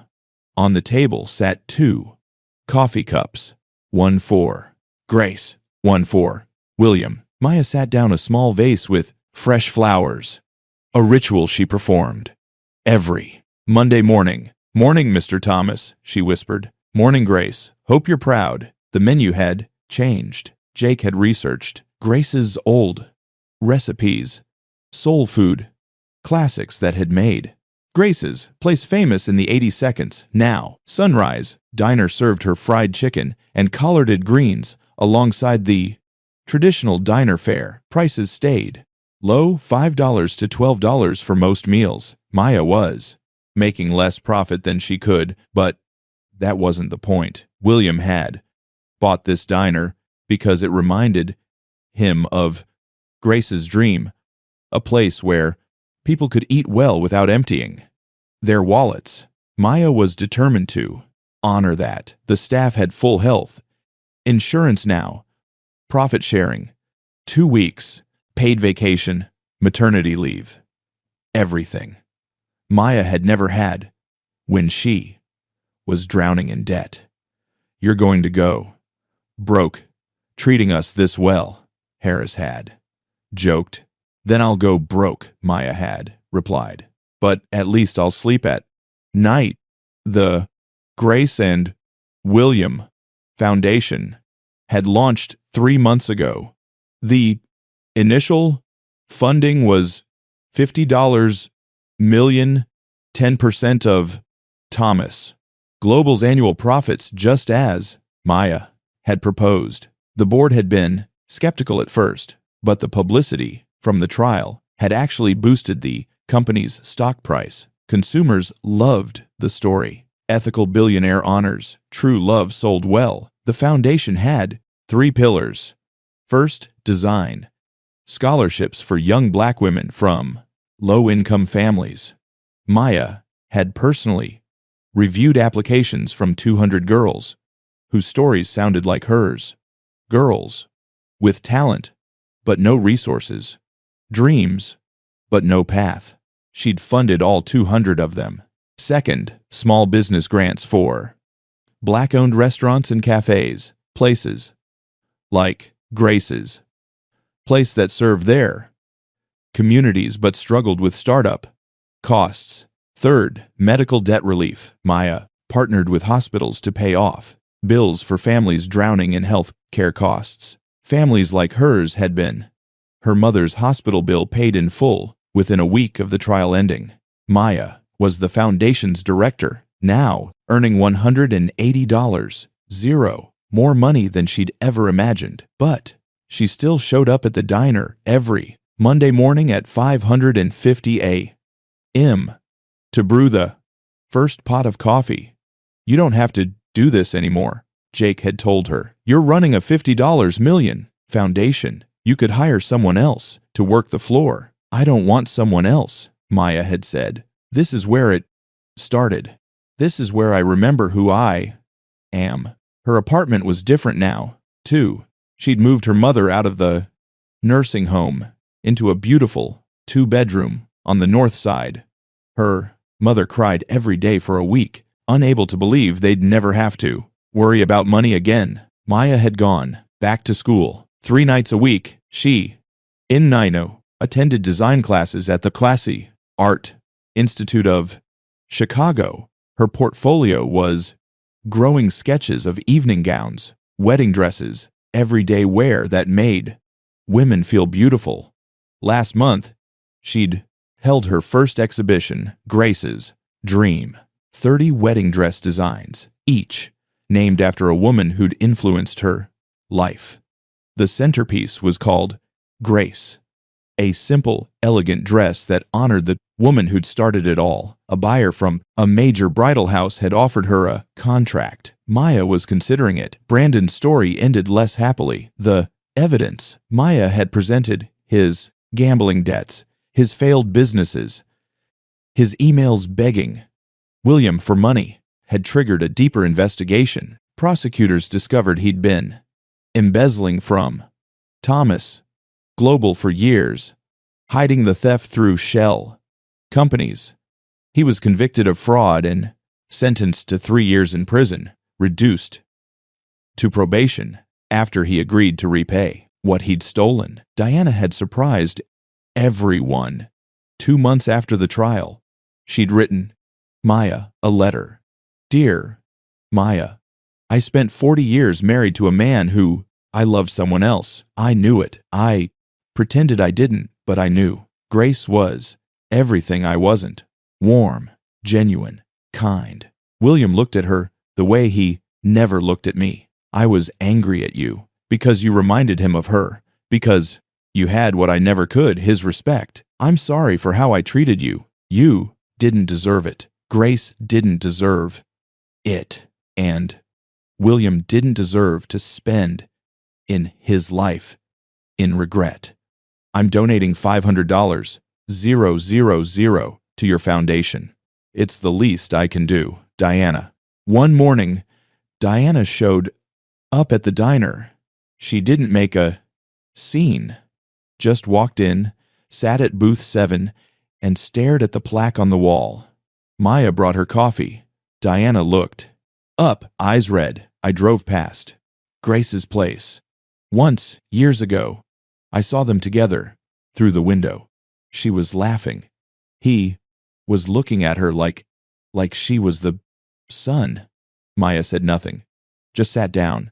The coffee. Diana's voice broke. I never made him happy. Not once in 40 years. Maya reached across the table and squeezed Diana's hand just for a moment. Then she went back to work, leaving Diana to sit with her ghosts. But the most important change was booth 7 itself.